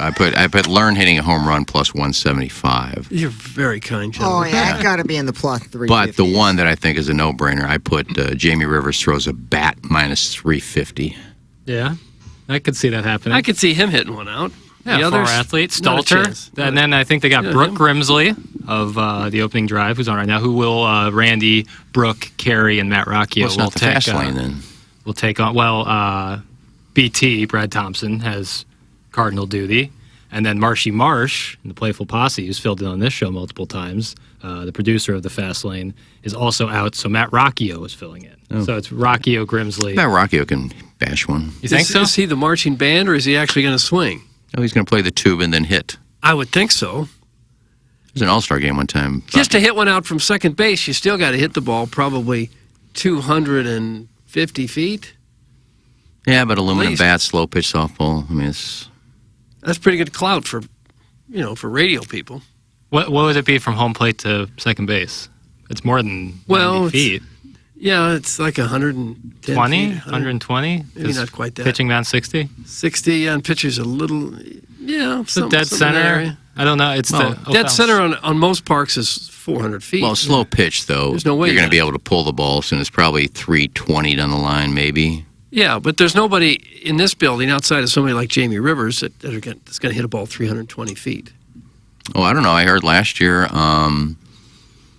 I think Patrico hit 20 out. I think Moon hit 14 out. From home plate? No, From second base. Where Oh, they're hitting. second. Okay, well, that's not going to be 320 feet then. I'm saying take 100 off there. Okay, well, Or then you so got a chance. 200 to 220 feet. Rafe And Rafe played college he baseball. plays college baseball. Yeah. And Moon can hit it out, and Yeah, King Scott's 220, got that's it. a whole different thing than 320. Yeah. Yeah, that's why I gave Risho a little bit of a... Because I knew Brad Thompson wasn't playing. He's really the only athlete in there. Some of those Jamie professional... Jamie Rivers, Anthony Stalter. Have you ever seen how far some of those professional softball hit it, like the big It's bodybuilders, how far they hit it? Yeah. They'd be well up into Big Mac land. Yeah, it's like they're swinging a pool noodle, too. Like, the Yeah. bat looks like nothing in Oh, their yeah. hands. Like a little toothpick. You think, I would think we would do, Doug. You think we would do okay? I don't think the stadium could hold our power. I can't hit for power. I can only hit on the ground. Yeah. I mean, I could hit like a little... You'd get sent back to the minors. I could hit a little rope, but it would lose a lot of speed once it left the infield, so Is that it might right? bloop. Well, just I get on probably base. couldn't hit one out. No, you couldn't. I don't have the strength. No, you couldn't. And you got bum wing. Yeah. You got a bad shoulder. And when most of us were 20 years old, we couldn't hit one out. 320 feet. You took I'm Tom talking- Seaver deep. Baseball, not a softball. Because No, you're I- providing all your power. You could not have hit a softball 320 feet when you were 20 years old. No, you can hit it further in fast pitch if you're good. Slow But not pitch. not you. You're not big enough. No, I'm strong not. enough. I played second base because I could field. I couldn't hit. Yeah. 320 is still a long way to hit a softball. It's 220. Okay, that's not so far. That's what. Well, then I'm Well, going from home I'm plate. talking about like the real game. Yeah. I promise you, I couldn't do it. Guys, Hell I'm sure no. Tim could hit it out easily from home plate. He's super athletic and good at everything. So it's 6'3". Is that true? Not wrong. Iggy clearly has a record of not understanding distance when it comes to sporting events. Please see Exhibit 1, the 40-yard chipping challenge. from the wedding tackle. Well, listen, we were talking about from second base, and we were figuring out what is home plate to second base, about 100 yards. Okay, if it's down the lines, it's 320. That would be 220. We're talking about second base. It's not that hard math. You think you could chip it out of the ballpark? Oh, hell yeah. I could hit one out of Busch Stadium with probably an 8-iron. Well, yeah, but I'm talking chipping, like pitch shots. No, it's 220 feet is what? 400, 70 yards? 400. So if you went dead center, it'd be 133 yards. I'd still probably hit an 8-iron. Yeah. I hit an 8-iron about $140. And maybe chip it, you pull chip. I've always wanted to tee a ball up at home plate. Yeah, with me the driver too. and see how far you can hit it. Yeah. With the people in the stands. Right, of and see course, them, yeah. Look out! There it Yeah, goes. I'd aim right at the 400 Yeah. level. Right for the helmet nachos. Yeah, I think suppose I'd you- actually want to do center field, like Yeah.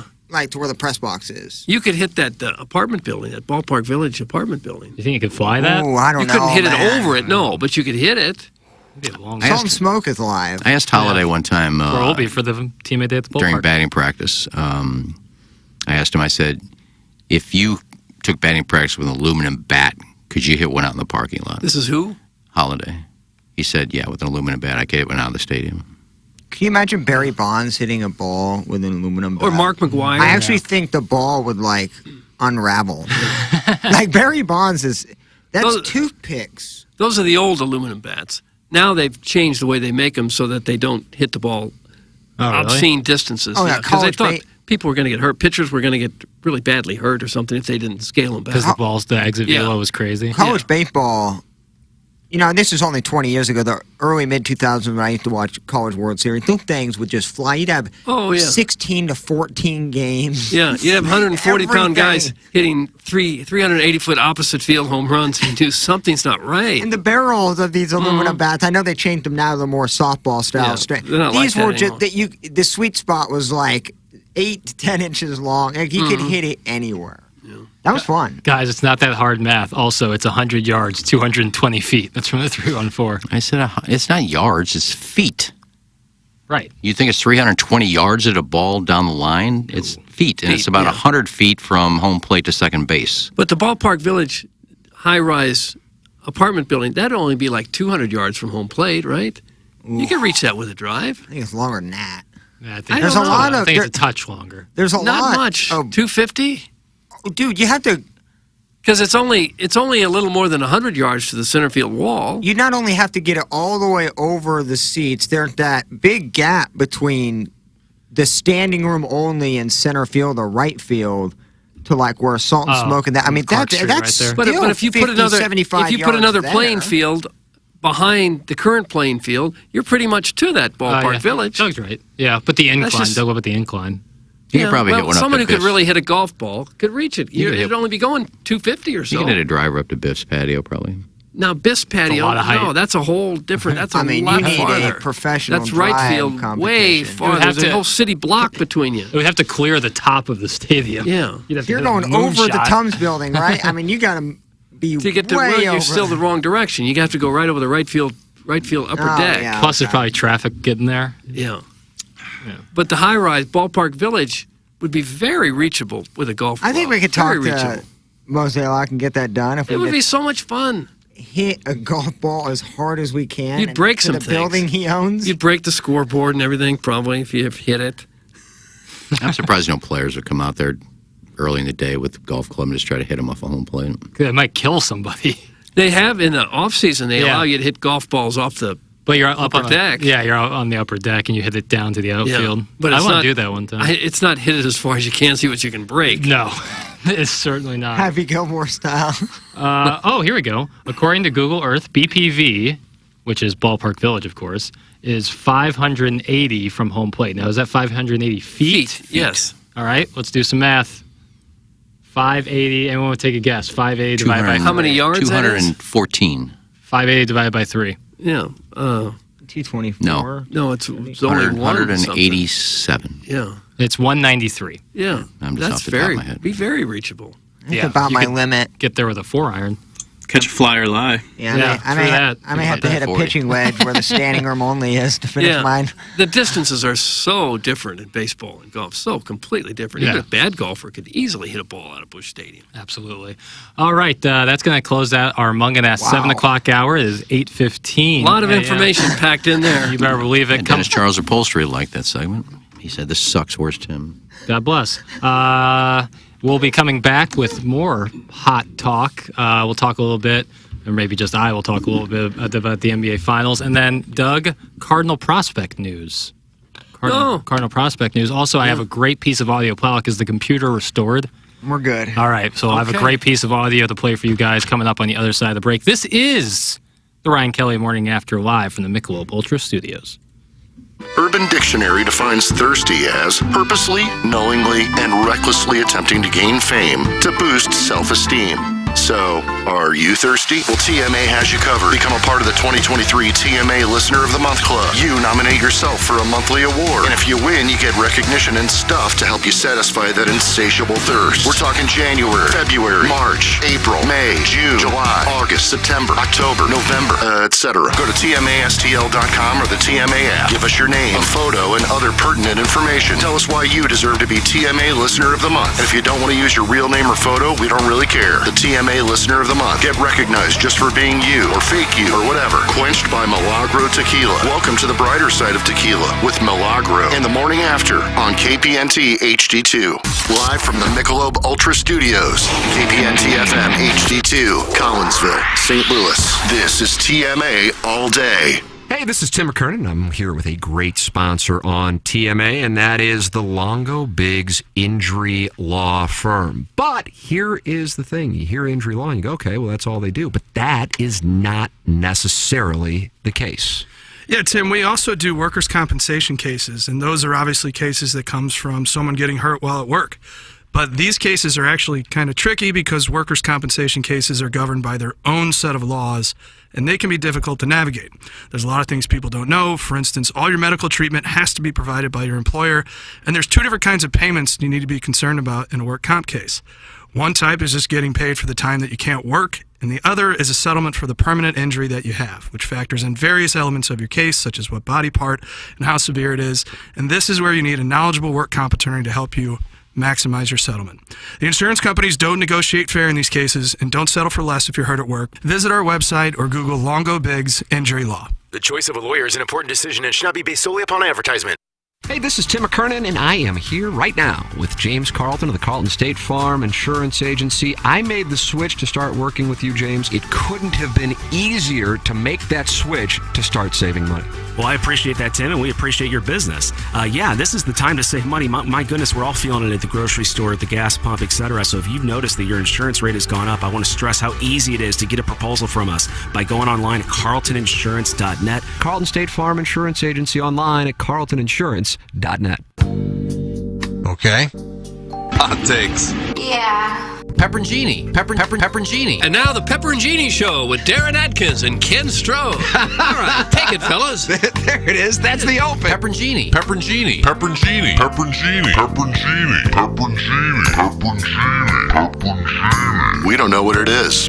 We don't understand the name. We just know it's stupid. And it's available every weekday, featuring Iggy and the Plowboy. Apparently it's some kind of a podcast or something. Available at TMASTL.com and on the TMASTL mobile app. Whatever.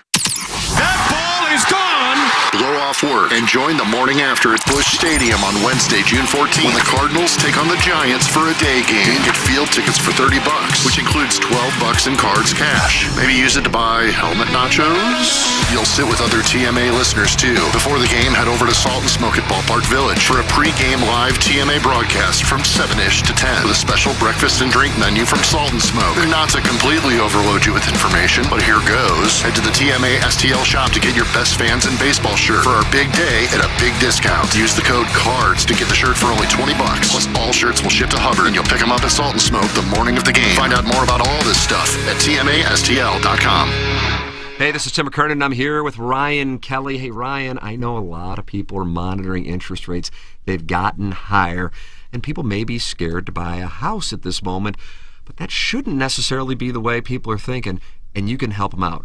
And why is that? Absolutely. You know, we've said it before, but you marry the house and you date the rate. You're going to be in the house for a while, but chances are we're going to cheat on the mortgage a little bit, right? We're probably going to replace it, refinance it, do other things. And I'll give you a great example. Right now, mortgage rates are definitely higher than they were a year ago, but we have programs to combat that, like our interest rate rewind program. For the first year, your rate will be 2 full points lower than today's rate. Year 2 will be a full point lower. And then hopefully by then, rates have come down. And at thehomeloanexpert.com, we will refinance you with no fees into that lower rate to keep that payment nice and low. So we've got a lot of tools that we can help homeowners to combat these higher interest rates.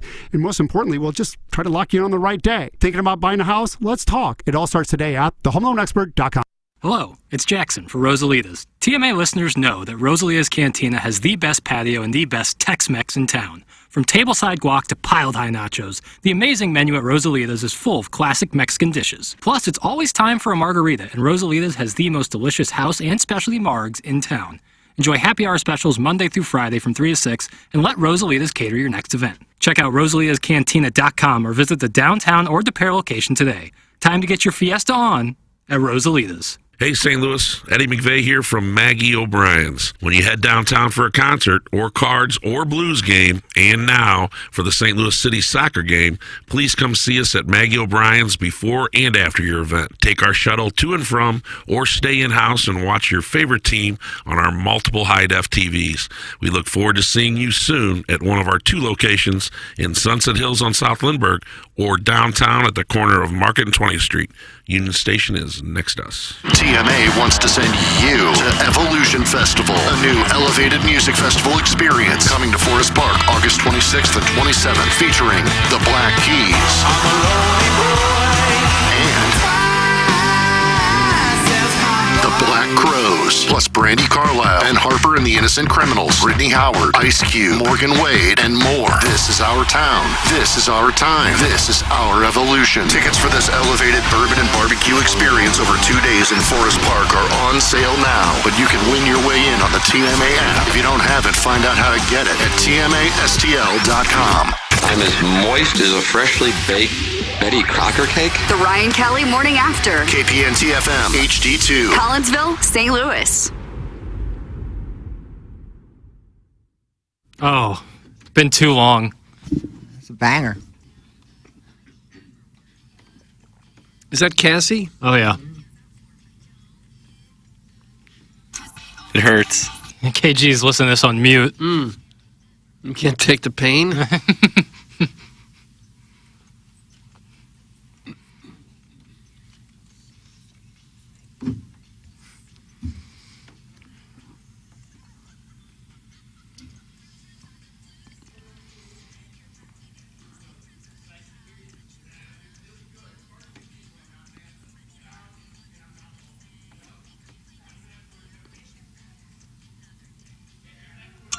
I miss you, Cassie. What instrument is that right there, Doug?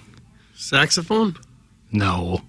No, that isn't. Oh, like a synthesizer. Probably. You know, sound like a sax at first. That'd be Rocchio's department. Yeah.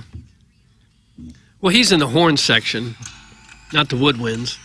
And they never knew. I bet Rocchio could play the trombone, too. Atlanta. So Rocchio gets kind of perturbed because he still listens to the show. He'll be back in the 101 studio. Really? Or the sports office there.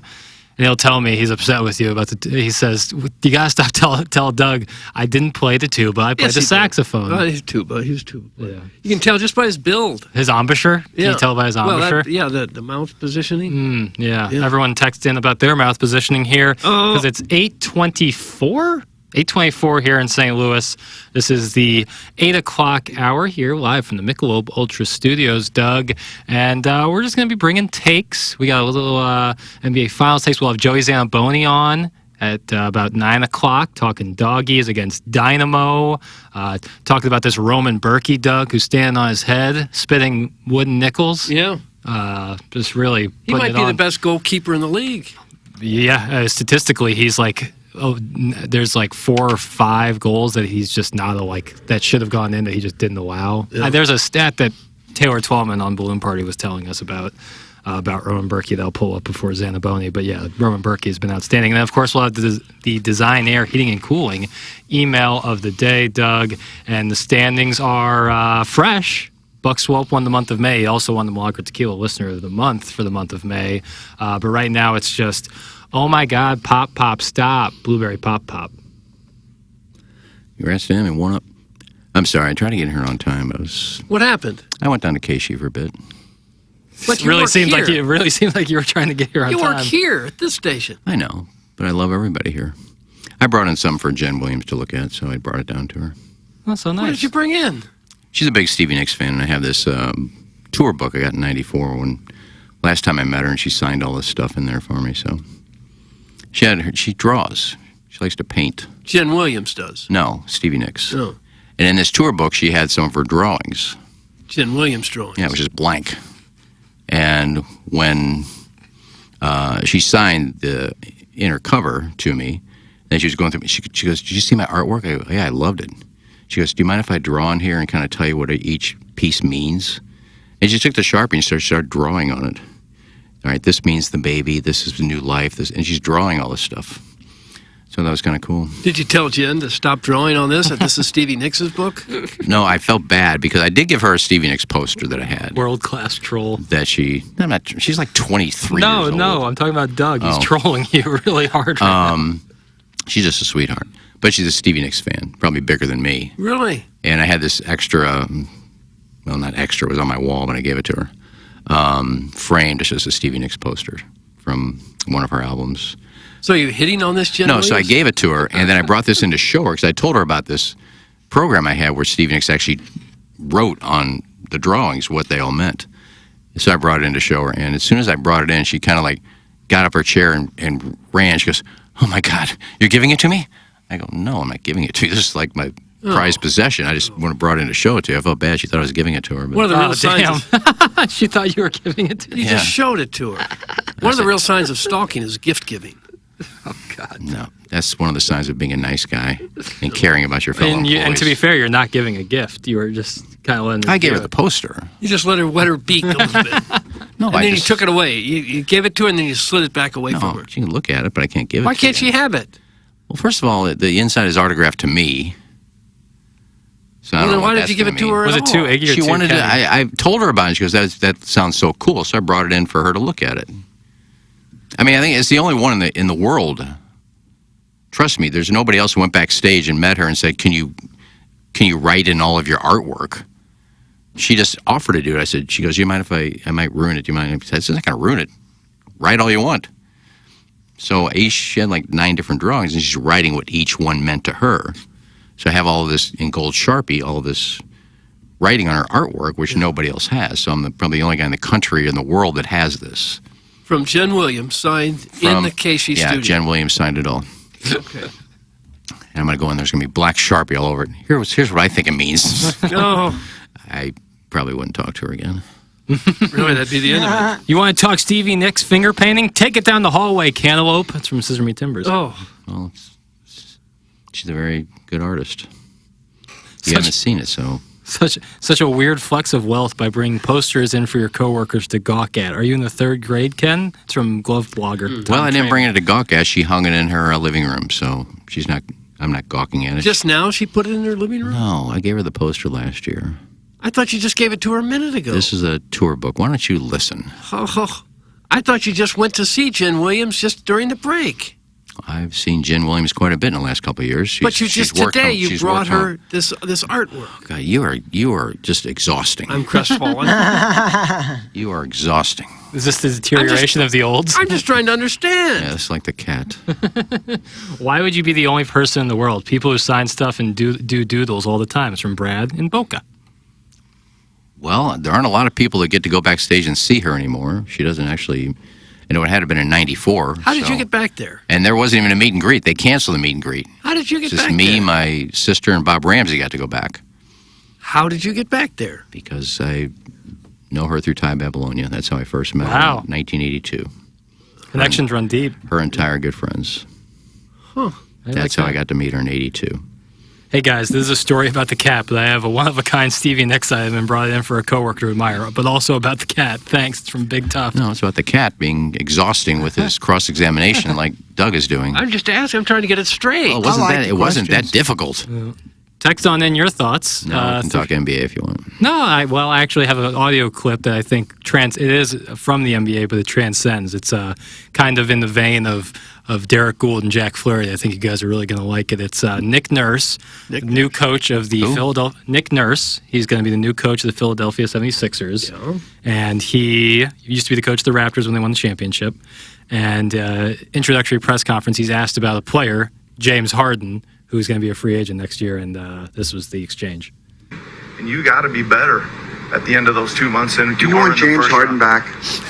Pardon me? Do you want James Harden back? James Harden's a great player. That didn't answer the question. Well, I would say this, is that... Boy, this guy's getting berated as James has a decision to make, and I'd be very happy if he came back. Yeah. Can we play the beginning of that? Do you want James Harden back? Pardon me? Do you want James Harden back? James Harden's a great player. That didn't answer the question. Well, why are you so mad at the coach?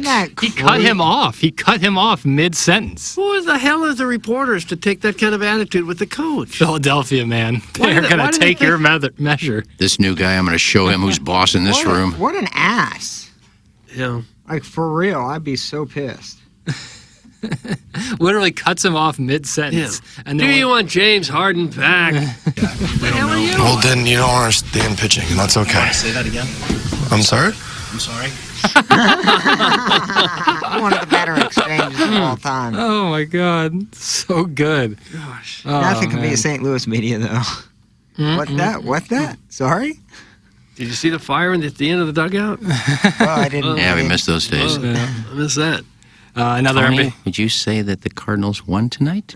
Well, it's nice to finally get a good question.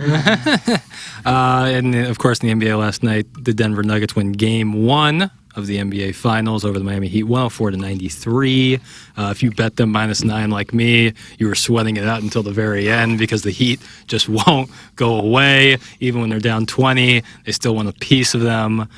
So luckily... Seems to me the Nuggets wouldn't go away. They were ahead the whole time. God, they are a lot to handle. I could name 2 people on both teams. All right, go ahead. Well, obviously Porter Jr. There you go. There's one. And I think is Jimmy Butler on Miami. Yes, he is. Nice. Only 2 I know. Congratulations, though. How about Jokic? He might be the best player Nikola in the league. Jokic, back-to-back MVP. Didn't know what team he was on. He's on the Nuggets. Well, he was great last night. Yeah, God. And he looks like he's going about half speed. Yep. What team is he on? He plays for Denver. That's They should his win then. Exactly. Yeah, they are the biggest favorites in NBA Finals history. They were -400 to win the series. Really? Yeah, 4-1. Doug, I saw. Was it who was getting the oxygen mask? The 2 analysts. That was me last Barkley. night with the CPAP machine. Charles Barkley and I forgot who else were literally getting ready for the pre or post game and had oxygen masks. I think that on was a because of joke. altitude. Was it a joke? I think it was Probably a joke. I thought they were done. Didn't they say that today? We're done? So on TNT, they're done because all the NBA games are on ESPN/ABC. But NBA TV, which is, of course, unfestered by major networks, does pre- and post-game coverage. So Shaq and Barkley are doing post-game coverage on NBA TV. So not on TNT. I've been to Denver and Colorado many, many times. I've never once felt Never. like I needed oxygen. I agree. I've been there several times. But for Maybe a player, if you were running around as a Right. player, yes. As a broadcaster, no way. that's why Game 1 was, for me, a lock that the Nuggets were going to cover because the Heat and the altitude coming off 7-game series versus the Nuggets, who just came off a sweep. Total different ball game there. Can you find a way to make the stadiums non-altitude? Like put them underground? Yeah. In the You'd have Earth's to core? dig into the mountains. No, just have some kind of oxygen in it where it makes you at sea level. Pump more oxygen into the So stadiums. start pumping oxygen? It would definitely be cheaper than making an underground bunker arena. Can you imagine? Probably more desirable, Probably too. the home team wouldn't want it because that's a big advantage. They wouldn't want it, but if you want to be fair. Dude, can you imagine going to basically... I think this is a good idea, actually. Like, the entire stadium, it's a one big parking lot, but you have, like, elevators that go down to the Like a mile deep. Like the Earth's core. Yeah. I actually like this. Oh, come because on. I think the altitude, it's not noticeable, but I guarantee you when you're playing, because when we hike, we did Rocky Mountain National Park, you could tell the altitude when you're doing like physical activity. I love the underground bunker stadium idea. Yeah, I think if we could get a fake rendering one of Wouldn't those. it be easier just to pump more oxygen into the place? I guess. That's what I said. Yeah, you're not wrong. Doug, kind of what you're saying with the Jokic thing, where he kind of plays half speed. That's why he's so good, because he refuses to be sped up.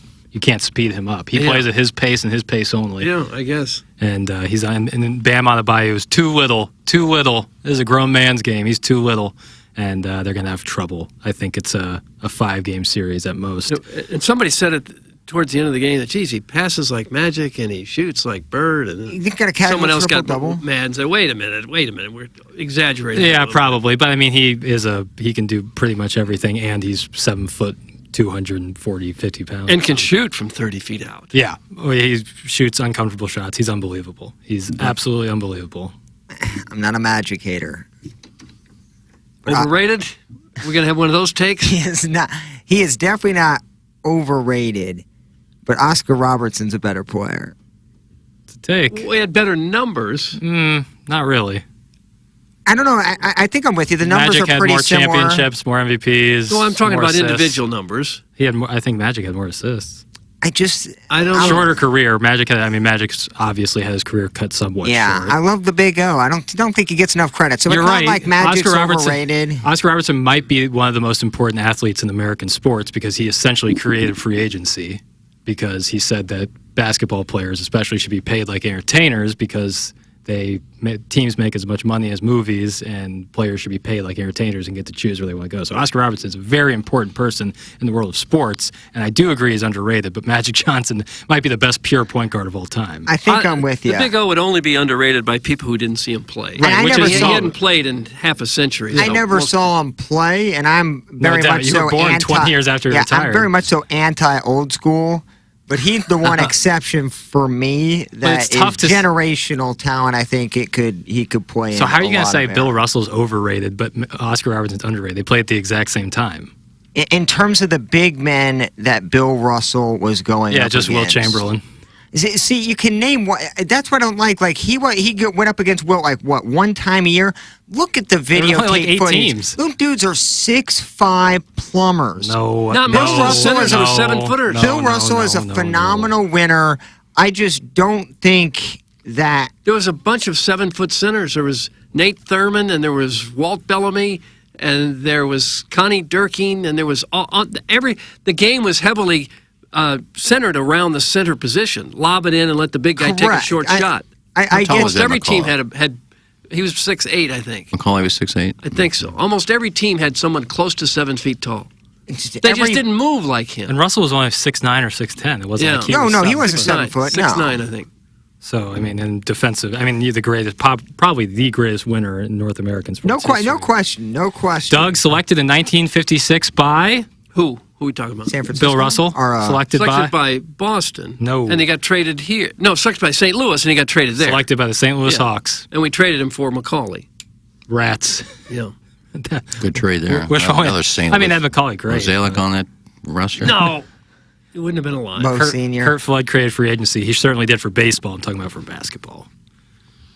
Jackson, do folks at the DeSoto remotes like when you talk Jokic and the guy spelled it just like so? He spelled it with a D in front of the J, which is not even close. Nice. There's no D in Jokic. You might be thinking of Novak Djokovic. How about Luka Doncic? Luka Doncic, who's somehow already crowned the king of the sport by doing nothing.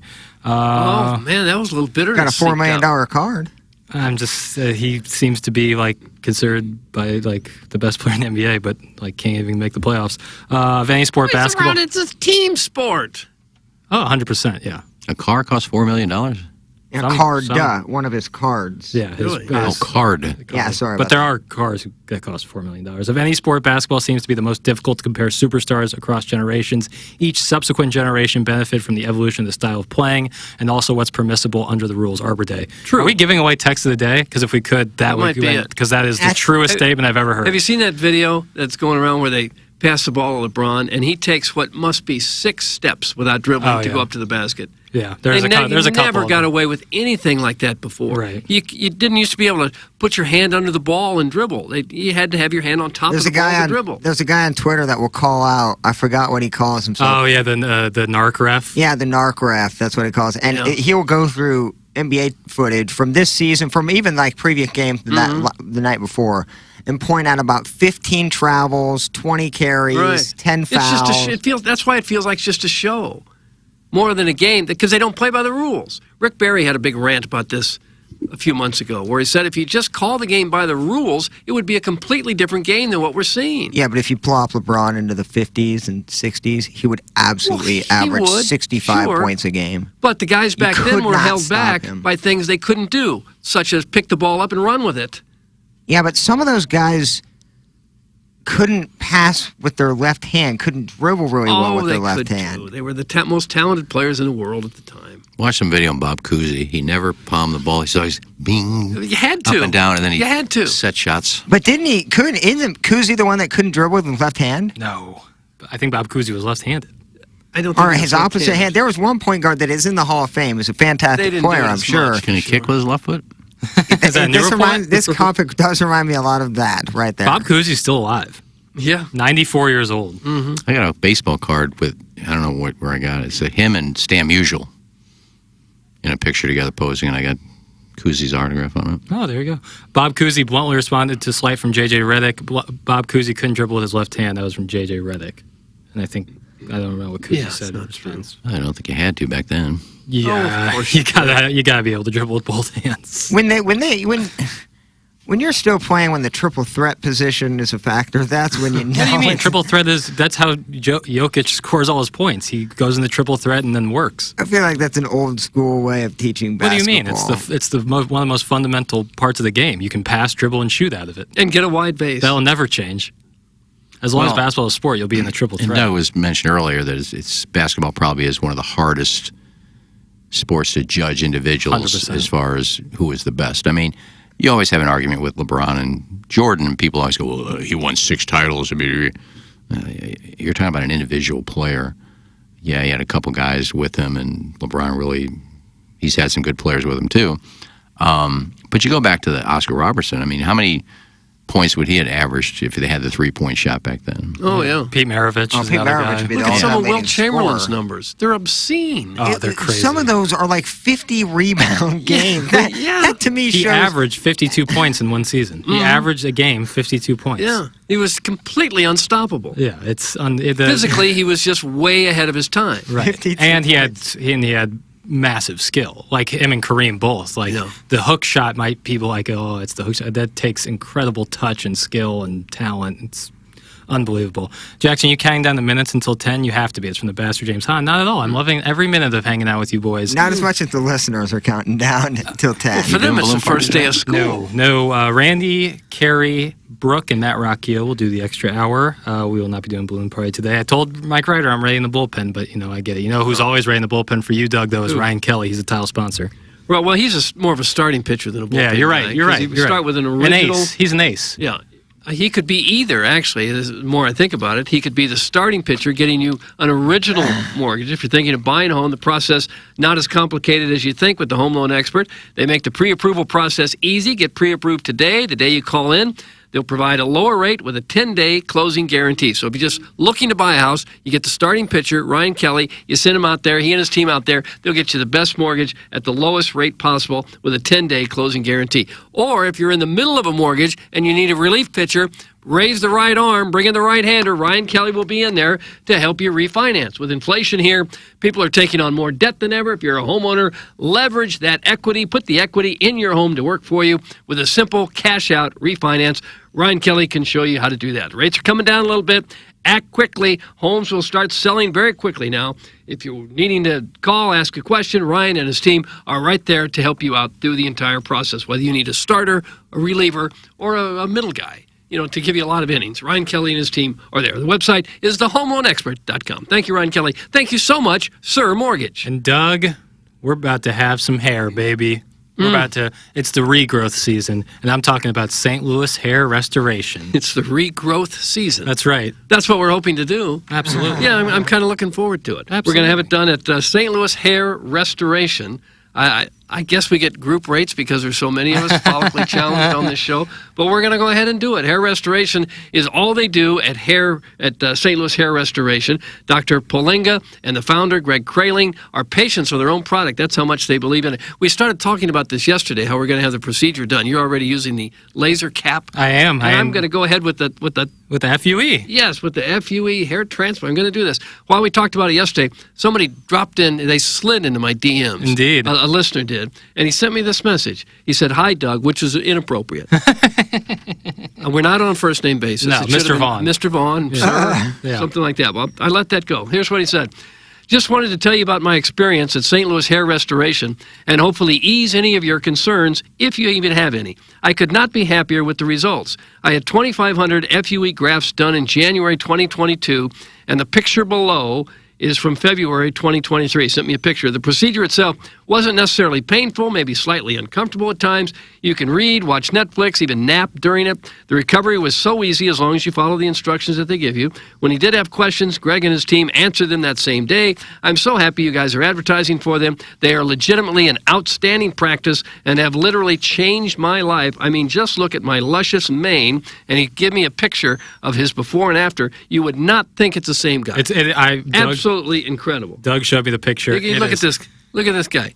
It's He went from Jesus. He went from a lousy head of hair to looking like George Clooney. Yeah. I mean, it's really unbelievable. That is Some of the amazing. before and after pictures they have, really incredible. Yeah. So if you're struggling with this, if it makes you uncomfortable in social situations, if it's hurting your confidence, go ahead and get it done. There's something you can do about it, and you'll look completely different. And a lot of people that have it done say, "Jesus, why didn't I do that 10 years ago?" Absolutely. They got me on the finasteride, and they got me that laser cap. I wear it 6 minutes a night. Super easy. Gets that blood flowing to the head. Helps with the regrowth. And then, of course, the finasteride helps just kind of hold the line. And then if after a year, if I'm in good shape, we might get something done. Hey, Doug, you want hair, but life's not fair. No. Send your head on vacation and choose St. Louis Hair Restoration. Oh, God. That's a good one. The website That's is real good. stlouishairrestoration.com. Look into it. Absolutely. You'll be glad you did. Absolutely. And Happy Doug? birthdays today, if I Oh, can, real please. quick. Yeah, absolutely. One of our sponsors, actually, from Major Brands, Tim Burkhart. Hey, happy birthday, Tim Burkhart. And Jackie Bowling's birthday is today, too. Oh! Happy birthday, Jackie. What about Bittenbender? That's not a sponsor. No, she's a friend. That's why she went second. Okay. Yeah, I'm sure Shay will take her out for dinner. That's outstanding. Another news, happy birthday to Jackie Bowen, and of course Tim Burkhart, great Tim Burkhart. This comes from Jeff Jones, Doug, of St. Louis beat writer for the Belleville News Democrat. Jeff Jones tweeted out yesterday, the Cardinals are recalling Jordan Walker. A source with direct knowledge says he'll join the active roster tomorrow in Pittsburgh. Makes perfect sense. I mean, look who got hurt. You got O'Neill, Newt Barr, Carlson. They're all out, right? Why wouldn't you bring up Walker? Why was he sent down in the first place? I guess is another question you could be asking. Yeah, I would say that's the bigger question in all of that, but you're not wrong. But we were talking, Tim and I were talking to John Denton about this yesterday, and he was talking about like Jordan Walker's coming up. Denton was against the move in the first place, but he agreed with Tim that now that Jordan Walker's up, there's no going back down. You can't send him back down. Unless he just completely bombs. Right. I think what he says is like you can do that to like, Taylor Motter or guys like that are a third string catcher. Yeah. But a top prospect across all of baseball, 20 years old, 6'6", 245 or 250, you're not going to be sending him up and down I-55 like that. Just let him play. Let him play every single night. And if it's not a great year this year, at least when next year rolls around, you'll have a guy that might have 300 or 400 at-bats under his belt. Well, what made no sense when they sent him down was that they brought up Motter in his place. So you think Motter is a better choice than Walker? And I know you said, well, he's got to hit the ball on the ground, or you get the ball in the air, hit home runs, whatever. Can't do that. Yeah, let him play every day. He'll do it here.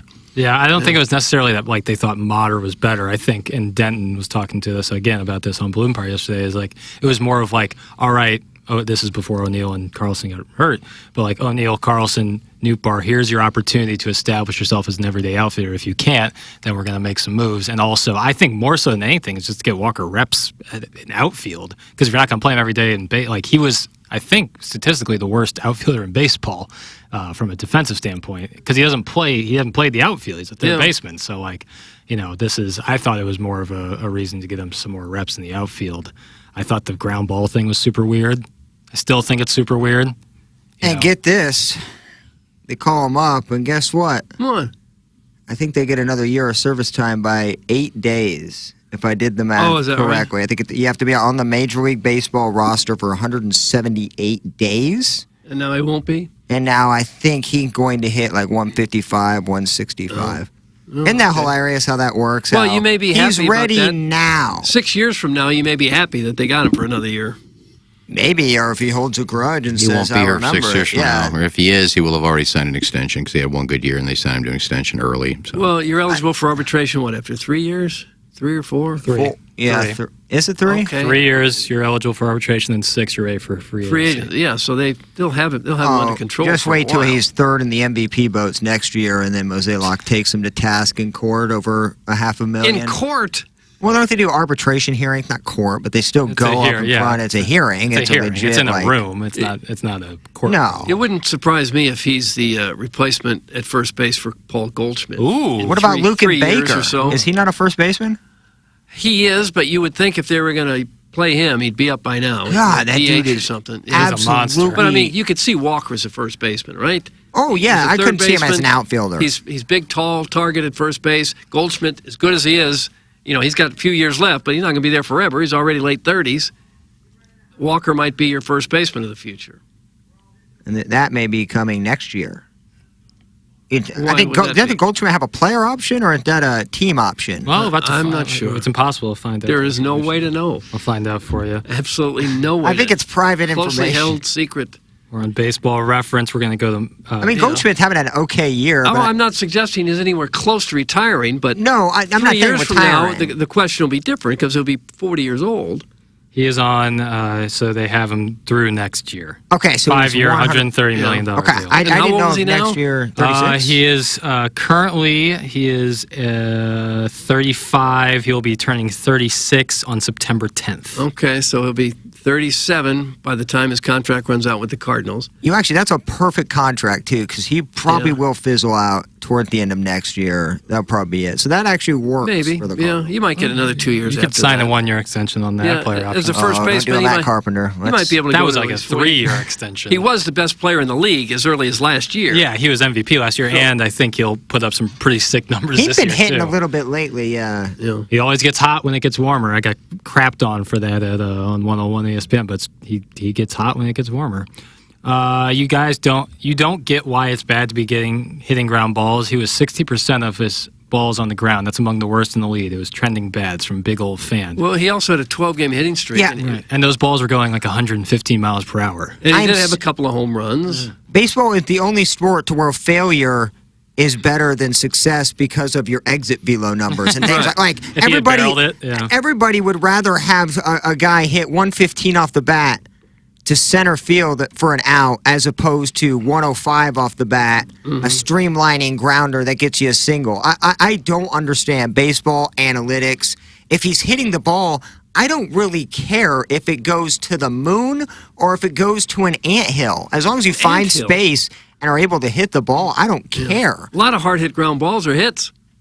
And those will eventually, as your career develops, will turn into line drive doubles, which are very important in But baseball. I don't get it. I think the Cardinals would rather him be a 260 hitter with 35 home runs and 100 RBIs than a 320 hitter with 6 home runs and 40 Probably RBIs. so. I get it, but if Jordan Walker would have kept the same idea and thought process the Cardinals wanted, he was dying on a vine when he first went back down to try to hit in the air, and he finally was fed up with it. So I'm glad he did his own thing. They're likely protecting Luke and Baker and Moises Gomez for a trade. Don't want to expose them. Goldie gives no indication of slowing down. Shut it, stick boy. That's from the U City Turkey Neck, formerly of NOCO. I never did. He was shutting it down. I thought there'd be a player option, and that is a serious option. If you have the option to pay a guy $25 million or let him walk. I think that's something you got to talk about. It's a 36-year-old player, and he disintegrated in the last month of the season. And granted, MVP. I get that, but it's not like he's consistent. And Well, we that's don't like really, half month. We don't really know if he absolutely loves it here or if he would gladly go somewhere else. Well, he does hand the fans money every year. Well, he plays for the fans, not the money. Certainly does not play for the money. Hey, Doug, it's obvious that Burleson is our first baseman of the future with the number of starts he's getting in the outfield from Big Tough. I don't know about that. Yeah, I don't think He's so a big either. boy. Actually, when I went to the game, I didn't realize how big that dude was. But there are some Walker Big boy. comparisons with Pujols. Oh, yeah. Pujols started as a shortstop, played a little third base, Little played outfield. a little left field, wound up being your first baseman for who knows what, 11 years until he came back. Yeah. I could see that kind of trajectory for Jordan Walker. When listeners saw Tim was out today, the audience exit velo was off the charts. It's from Oh. all eligible. TMA Sabermetrics. That really got us. Doug, are you?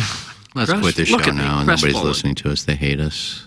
They do hate us. We need Tim. This Let's big just old fan. quit. Banty little rooster. Fed up with it? His ball is in the air now. Jesus, pay a little attention. What he is doing is exactly what they wanted him to do. But he actually said, I mean, there was a quote the other day that he followed his own path, that he trying to just hit the ball and not hit it in the air. If you look at his stats the first 2.5 weeks of being called down, he was hitting like 146. Yeah, he had a really rough So time. shut up, because Oh. I am absolutely accurate on this. Oh. It's 100% Yeah. documented that he said he went off the grid and did his own thing, just trying to hit the ball. And guess what? He's hitting bomb skis now. Yeah. Hey, guys, what about Frank Frangie? It's from Uncle Wally's Plastic Oh, here. have a Love good that dude. conversation with him. Yeah. But you don't have to be a baseball expert to look at Jordan Walker and see, gosh, this guy's going to be a player. Just 100. let him play. Whatever he wants to do, just let him do it. You look at the roster that they have now. A lot of young outfielders, a lot of young infielders. Just signed a catcher for the next, 5 years. Who is the next position free agent they sign? Hopefully a pitcher. Oh, position. Well, you may need an Silly outfielder. Jackson. What do they have in the outfield? They got one of the worst offensive outfields in Probably need a baseball. center But fielder. they got kids, so you're either going to give them a chance or you give up on them at some point. But when is that? I'd say center field because a lot of the young guys are corner outfielders. Yeah. You got way too many infielders. I can tell you that much right now. If you Yeah. want Mason Wynn to play in the next couple years and have Gorman play other than just DH, you got to shed some fat. And I'm not saying Tommy Edman and Donovan are fat, but you got to be able to make room for players. Right now, they might both be starting outfielders. Yeah. Yeah, no, I'm with you. Because But the they're Donovan so thing. limited at center field, you know, without Carlson or an O'Neill out, and I guess Newt. But if you want to, all like Gomez, I don't actually know about Gomez, but like Yepes, Burleson, just a lot of the young guys are in the corners. Walker. We're going to have a great conversation coming up in the next segment with Joey Zanaboni. Then we'll have the Design Air Heating and Cooling email of the day. And then we'll be off to the weekend. So this is going to close out the 8 o'clock hour. This is the Ryan Kelly Morning After Live from the Michelob Ultra Studios. Biggie's Restaurant and Bar has been a staple of the community for over 30 years and is serving your favorites like the steak sandwich, waffle fries, and so much more. It's not just the food that's rocking. With a full bar and patio, Biggie's is the perfect spot for lunch, dinner, and a little laughter. Biggie's original hours are back. Open 11 a.m. till midnight, Wednesday, Thursday, and Sunday. And 11 a.m. till 1 a.m. on Friday and Saturday. Check out the full menu at biggiesrestaurant.com and stop in today. TMA wants to send you to Evolution Festival, a new elevated music festival experience coming to Forest Park August 26th and 27th, featuring the Black Keys and the Black Crows, plus Brandy Carlisle and Harper and the Innocent Criminals, Brittany Howard, Ice Cube, Morgan Wade, and more. This is our town. This is our time. This is our evolution. Tickets for this elevated bourbon and barbecue experience over 2 days in Forest Park are on sale now, but you can win your way in on the TMA app. If you don't have it, find out how to get it at tmastl.com. The Tim McKernan Show podcast, featuring long-form interviews with people from the world of sports, politics, and entertainment. And our guest today, Bill McClellan. Thanks so much for coming in. Hey, my pleasure, Tim. What's up, Caden? Hi, how are you? Joe Buck, our guest today. Man, it's like I haven't seen you in years. More than 500 episodes and counting, and it's available wherever you get your podcasts, including the TMA STL app. Get the app now at tmastl.com. Urban Dictionary defines thirsty as purposely, knowingly, and recklessly attempting to gain fame to boost self-esteem. So, are you thirsty? Well, TMA has you covered. Become a part of the 2023 TMA Listener of the Month Club. You nominate yourself for a monthly award. And if you win, you get recognition and stuff to help you satisfy that insatiable thirst. We're talking January, February, March, April, May, June, July, August, September, October, November, etc. Go to TMASTL.com or the TMA app. Give us your name, a photo, and other pertinent information. Tell us why you deserve to be TMA Listener of the Month. And if you don't want to use your real name or photo, we don't really care. The TMA Listener of the Month. Get recognized just for being you, or fake you, or whatever. Quenched by Milagro Tequila. Welcome to the brighter side of tequila with Milagro in the morning after on KPNT HD2. Okay. Hot takes. Yeah. Pepperoncini. Pepperoncini. And now the Pepperoncini Show with Darren Atkins and Ken Stroh. All right, take it, fellas. There it is. That's the open. Pepperoncini. Pepperoncini. Pepperoncini. Pepperoncini. Pepperoncini. Pepperoncini. Pepperoncini. Pepperoncini. We don't know what it is. We don't understand the name. We just know it's stupid. And it's available every weekday, featuring Iggy and the Plowboy. Apparently it's some kind of a podcast or something. Available at TMASTL.com and on the TMASTL mobile app. Whatever. Hey, it's Jackson from Mark Hanna. TMA listeners have a lot to think through financially. Saving for retirement and college while also paying bills and enjoying life along the way. Whether you're like me and starting your financial planning, or if you're already retired, call Mark Hanna. Mark works with you to design a strategy to do your finances right. It's a straightforward approach that starts with a 15-minute phone call to discuss your needs. Visit evergreenstl.com or give Mark a call at 314-889-0503 today. Mark Hanna offers securities through Equitable Advisors and insurance and annuity products through Equitable Network, LLC.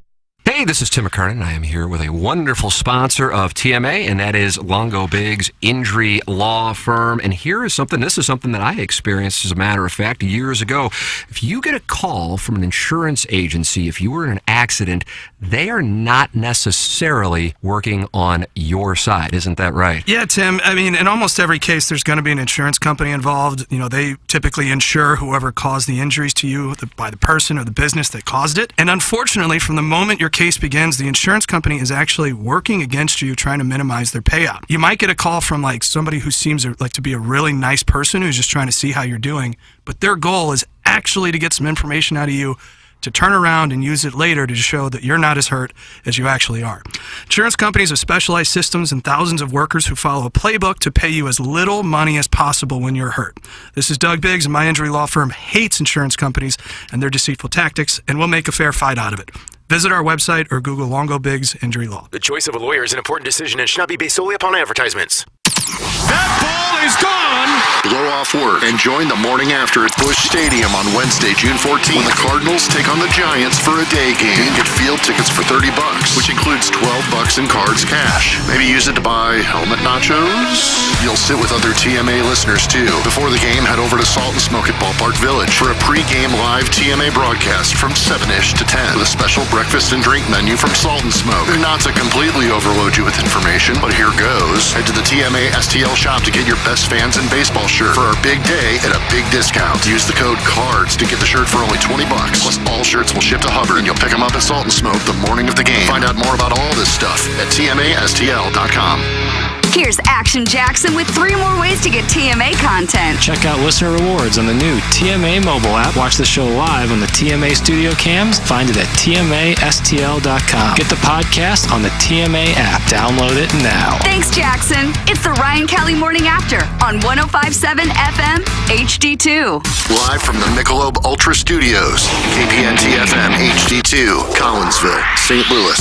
This is TMA All Day. You got to be on acid to understand what's going on this show. The Ryan Kelly Morning After. KPNT FM HD2. Collinsville, St. Louis.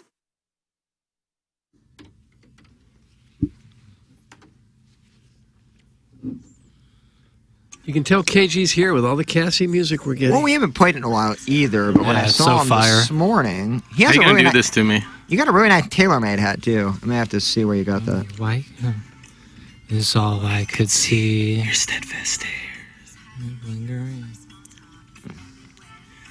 Come home with me. Expect his love.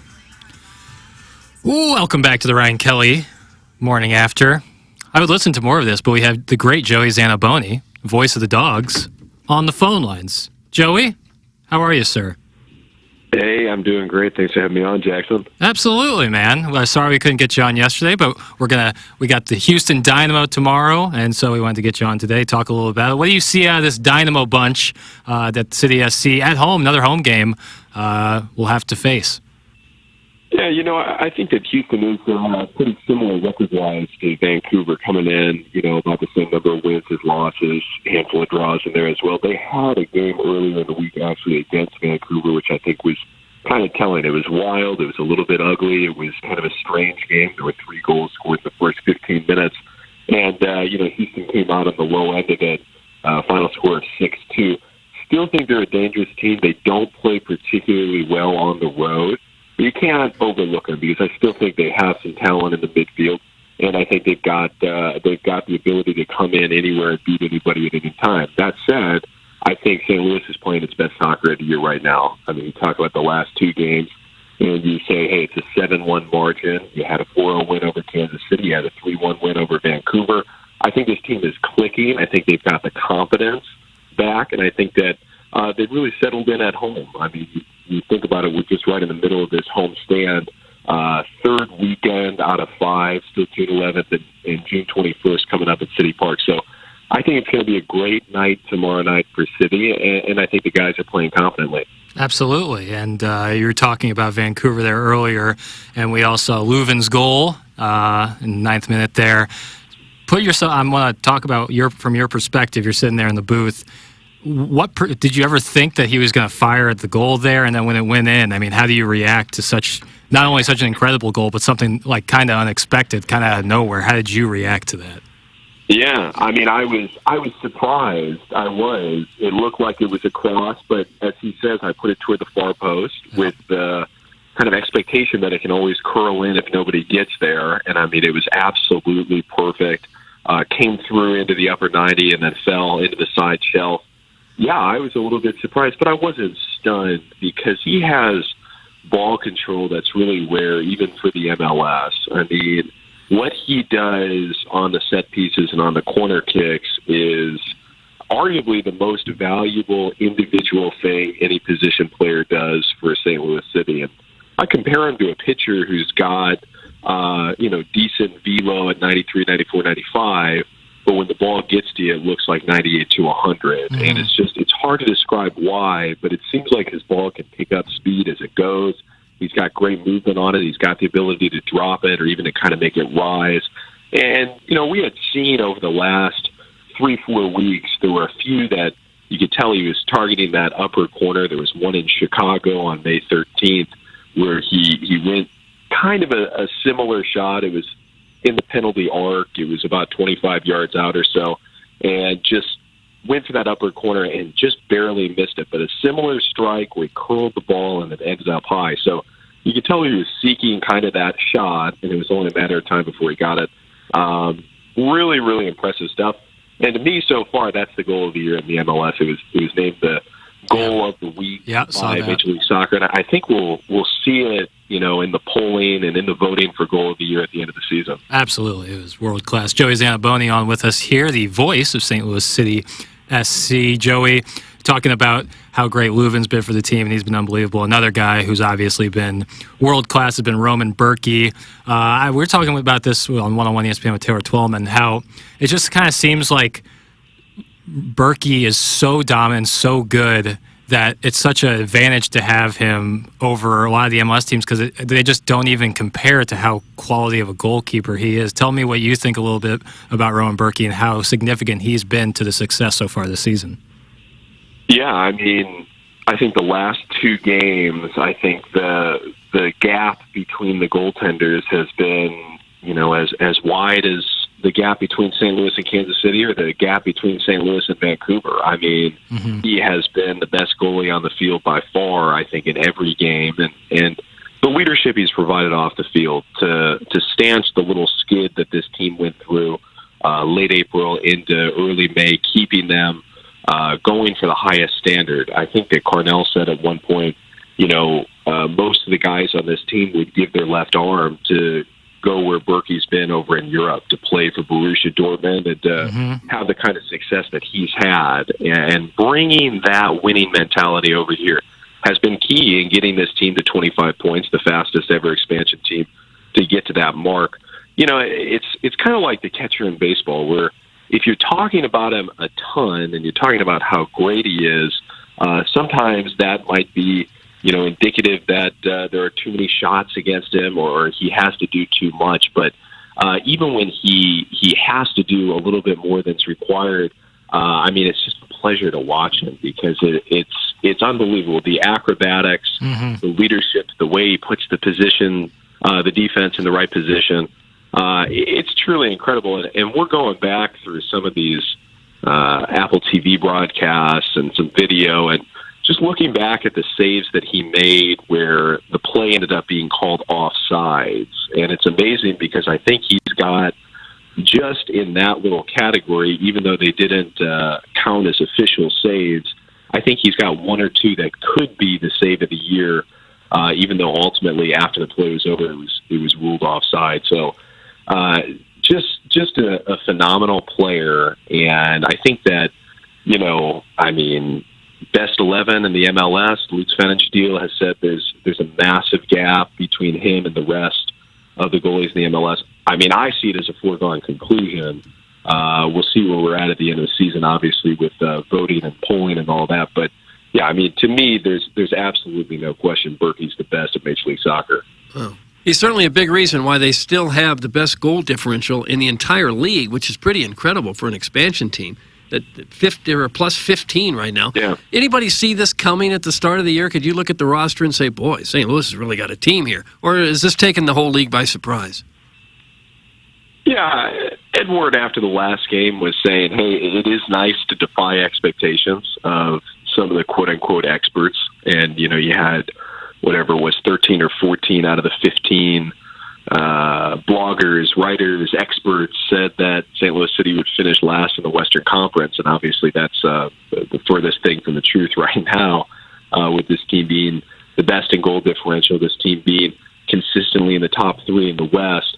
But Edward also said during some post-game remarks that, hey, we also feel like we have a really talented team, and just from the start, you know, we felt like we had more talent than people were giving us credit for. It's not just grit and resilience and kind of squeaking out wins, but this is an enormously talented group. I mean, they've been recruited from all over the world. They have good MLS experience, and they've, you know, come together quite well as a group. I didn't really have, to be honest with you, either way on prognostication and prediction.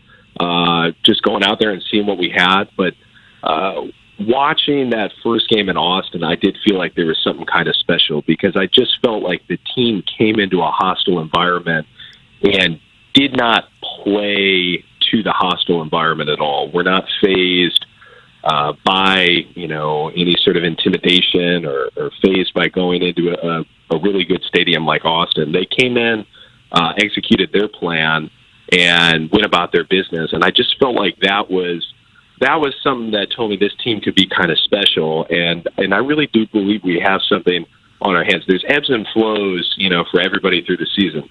City's gone through it. You look at Seattle, who's neck and neck with City at the top of the Western Conference. They're kind of going through it right now. It's up and then it's down. So you gotta be patient over the course of the next 5 months or so. But yeah, I mean, I think that this team's picking up confidence and getting better as the season goes on. So I really do think it's just getting started. Hey, Joey, final question here for you. We talked about Leuven's goal against Vancouver and how awesome that was, but I think the moment for most fans of the game was seeing St. Louis and Miggy Perez just literally days after graduating high school, scoring his first MLS goal. As St. Louis and yourself working in his hometown, working for the hometown team, how awesome for you was that to see Miggy Perez put that one in the back of the net, basically for all of St. Louis? It was absolutely incredible, and not only because of Miggy and not only because of his story, but the roar of the crowd when he put the ball into the top shelf on a nice little cross by Tomas Ostrak. Every single person, 22,423 in the stadium, knew the significance of that goal.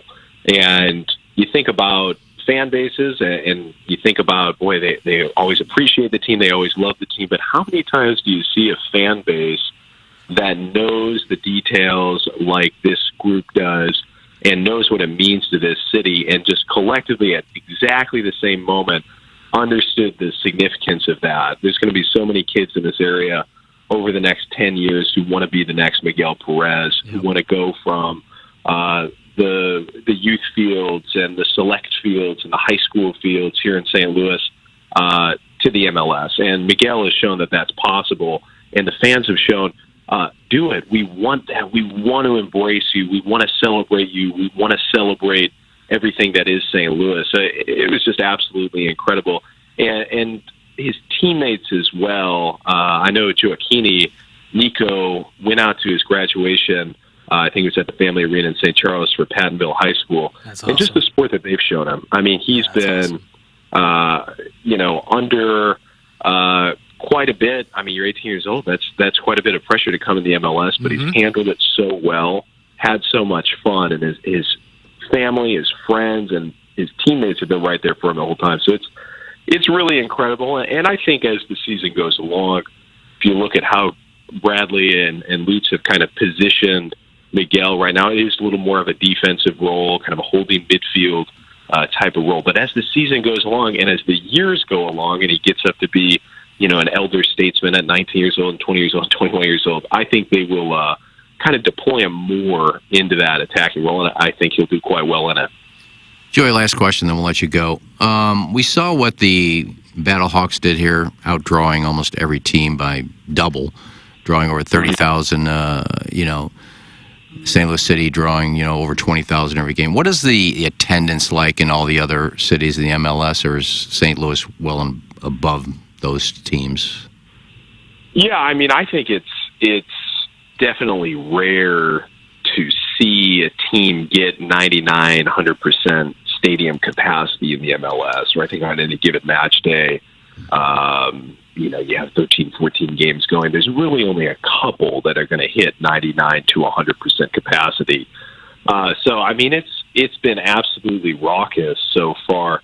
I think the largest crowd that we saw was 34,000 out at Lumen Field in Seattle. Yeah. Now, that's also a 69,000 person stadium. That's the Seahawks and obviously the Sounders.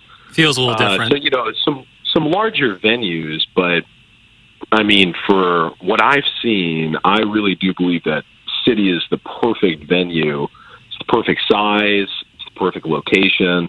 It allows the most accessibility to the fans that I've seen of any stadium so far. And, the expectation is no matter if it's an MLS game or if it's, an in-season tournament like the League's Cup, that expectation has been set where it's pretty much going to be a sellout. It's going to be everybody packed in, and there's going to be people who are going to be, standing the whole game for the most part. And I think it's really special. I think that what's happening here in St. Louis, it's on notice from, the rest of the league. I was talking to Glenn Davis, the play-by-play broadcaster for Houston, and he was basically saying, boy, I wish we could have what you have in St. Louis down here in Houston. And it's inspired people around the league. It's inspired other teams. And, it feels good. It feels good in year one. And what is this, week 15 or so to already be the standard bearer. Yeah, it's incredible.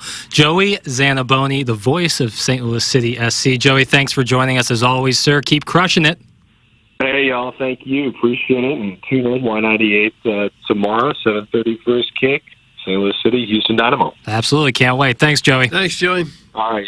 Talk to you soon. Yes, sir. It's Joey Zanaboni, the voice of Defense Doggies Defense, Doug. Houston Dynamo tomorrow. That's a good name. I like that. It's not a bad name. Houston Dynamo. Yeah. Would you have preferred something like the St. Louis Dogs? Houston Dynamo, Energy? Houston Dynamo FC.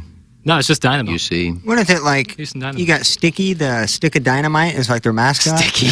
For Houston? Dynamo. I don't. Well, a dynamo is just like someone with lots of energy or something. Yeah. Oh, that's weak. It's not then. someone blowing things up. What about St. Louis Ambition? That'd be a good name. I don't care for that. What about St. Louis Historic? The dog. That's brick what I wanted. building? The St. Louis dog. Yeah. Very simple. St. Louis Paved Roads. Well, that wouldn't be accurate. St. Louis Carjacks. That wouldn't be nice. We said Glocky. Glocky. I don't know. I don't know if That'd that be the one plays. mascot. Probably wouldn't go over well. Someone's just texting freeze at Lakaka from Big Freeze, Tough. Lakaka! Can I hear that, please, Plowsy? I honestly have no idea where that's located. Oh, no. Is that not in our go-to drops? Yeah, good. We lost it. It was the best one we had. Could you say it again, Iggy? I know, I'll find it. It's just not something I can find immediately. It's hard to spell Lakaka. Well, I didn't think that. Lakaka. I think you were trying to say like. Yeah, freeze it like a, and I don't know what I was saying after that. Freeze it like Cryo. And called Iggy Zamboni impression, so I will find it in the Drops Raw folder. I don't even know what he said. Doug, you're going to get it. I would love to hear it. I don't know what. Freeze, Lakaka! I don't know what he said. When were we That I was trying talking? to say what he said, but I don't remember what. It was a word good he thing. used. It was good. Yeah, it was red hot is exactly what it was. I'll find it. Just keep going. Sure, yeah. I We'll power right through that.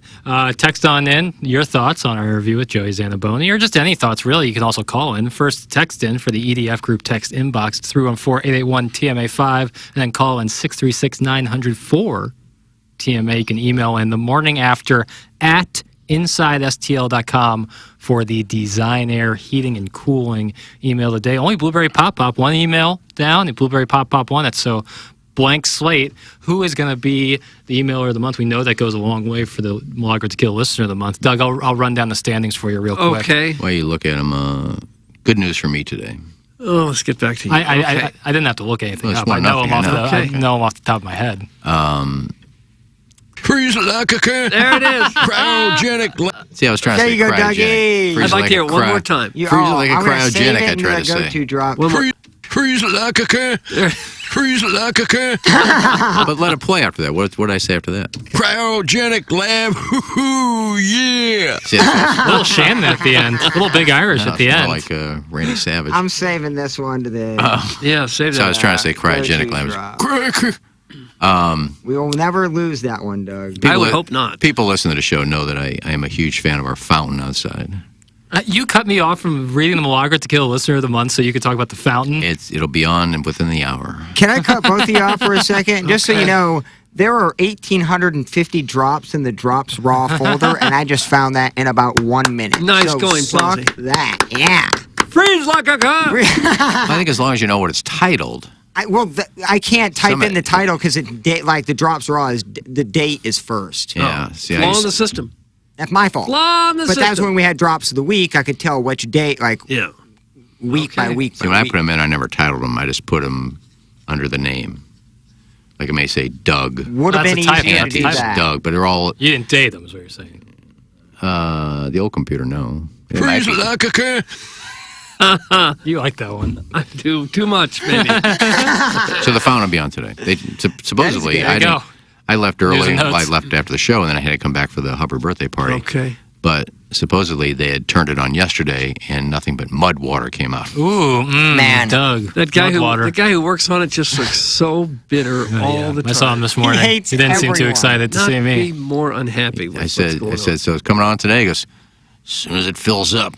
He said, I've been here 17 years. If I had the money they spent on all these fountains, I'd be out of here. So what's the value of the fountain for you? Just to look at it? It's very relaxing. Yeah. I love fountains. When I worked for Steve Bunyard back... What the hell is Steve Bunyard? For Sports Illustrated Golf The guy Plus. sounds fake. Is that when you were clearing markets? Yeah. Nice. Then I'd go into the office during the week, and then we'd usually go to the tournament on a Wednesday, with Mike Kelly, and I would just do some interviews out on the driving range for our Sports Illustrated Golf Plus Minute, where I'd ask him, hey, your favorite Caddyshack quote, things like that. I just do stupid stuff. Then I would come back on Thursday. But they had a fountain right outside the office in Clayton. And I just, God, this is so relaxing. And I remember I wasn't paying attention. I just thought it was a lot of nice water coming down. And I went to the pet store and I bought like 10 goldfish. I said, it'd be kind of cool, I put goldfish in here, and, they get bigger, and you come out here and watch. And, as soon as I put them in, they all started, what's going on? They're all going backwards. They all got sucked into there was, I guess, some kind of suction. Yeah. They all got sucked into the grate after like 5 seconds. Nice. So I just always like fountains. They're just very peaceful to me. So I told you, there's some Saturdays I got nothing to do. I said, why go to Starbucks? I'll just go to the station. I'll make a cup of coffee, sit out here on the patio. And look at a fountain. And just sit out by the fountain and have my coffee. For how long? How long would you do that? Until my coffee's done. You drive up here just for that? It's 3 minutes. To look at a It's fountain? almost as far as me going to Westport to get Starbucks. They don't have a fountain at Westport anywhere? No, they have like a little pond, don't they? No. They have a little patio you can sit on, but it's off to the side and you're looking at a parking lot. I swear, I thought there was a pond there. Well, either way. Not at Westport. So I just kind of, we all do things to relax. There's a huge lake at Westport. A big lake. That's what I thought, yeah. There's like a lake. Creve Coeur. Is that not Westport? Is that not where Westport there's a lake? Yeah. I'm talking about Westport Plaza where Starbucks is. Right, there's a big lake there at Westport, right by Worldwide By the Technology. Sheraton. Yeah, that's where I'm thinking The Starbucks is nowhere near Sheraton. I mean, it's in the same parking lot down the street, about a block. That's where my buddy Jason had his bar mitzvah. It was a great time. What I'm saying, when I'm sitting at a Starbucks, when I'm sitting at a Starbucks, there's no lake. It sounds like something you'd see on the Simpsons. I mean, the other day, just to relax, I said, yeah, you know what I'm going to do? I just headed out to Creve Coeur Park, and I just sat on a bench and looked at the lake for a little bit. It's a simple life, really. Well, people It's not that hard to get. People have other things they do to Definitely relax. They like to relax, and water and fountains. I mean, if I could live on a beach, that's the dream. Relaxation to me. Just sit there and stare at the ocean all day. Doug, I made some mud wire about an hour ago. Saucy, meaty brine. Some 314. I didn't need to hear it. I got good news and bad news, Doug. Which one do you want first? Which one do you want How about first? the good? The good news is Albert Pujols will be on the call for Sunday's game. Cardinals, Padres. With who? Oh, yeah. That'll be nice. Spanish? Or I'm sorry, Cardinals, Pittsburgh. Spanish? Is Cardinals, he on the Pirates. Spanish-speaking version? No. You want the bad news? That he's on the The bad news is the game is exclusively streamed on Peacock. that. So if you don't have Peacock, Peacock, you are No, guess I won't SOL. see It's, that. it's also like a 10:30 start. I have Peacock. I may be able to watch a game for the first time. Am I in my a minority here Albert- that I don't think Albert Pujols would be very good in the booth? Disagree. I think he'd be great. I don't think it would. He's doing color commentary. He's not. Albert No, Pujols no. Yeah, he's not doing play-by-play. Pujols is very intelligent. No, he's Straight. phenomenal. You can tell that he's is. from. I'm with you. It just doesn't seem like he had that personality. He's for it. intelligent. He's just not a very talkative person. That's my. Well, when he we wants to know. be, Yeah. he is. All right, well, see When if he things wants were to be. going poorly early in his career, he wasn't.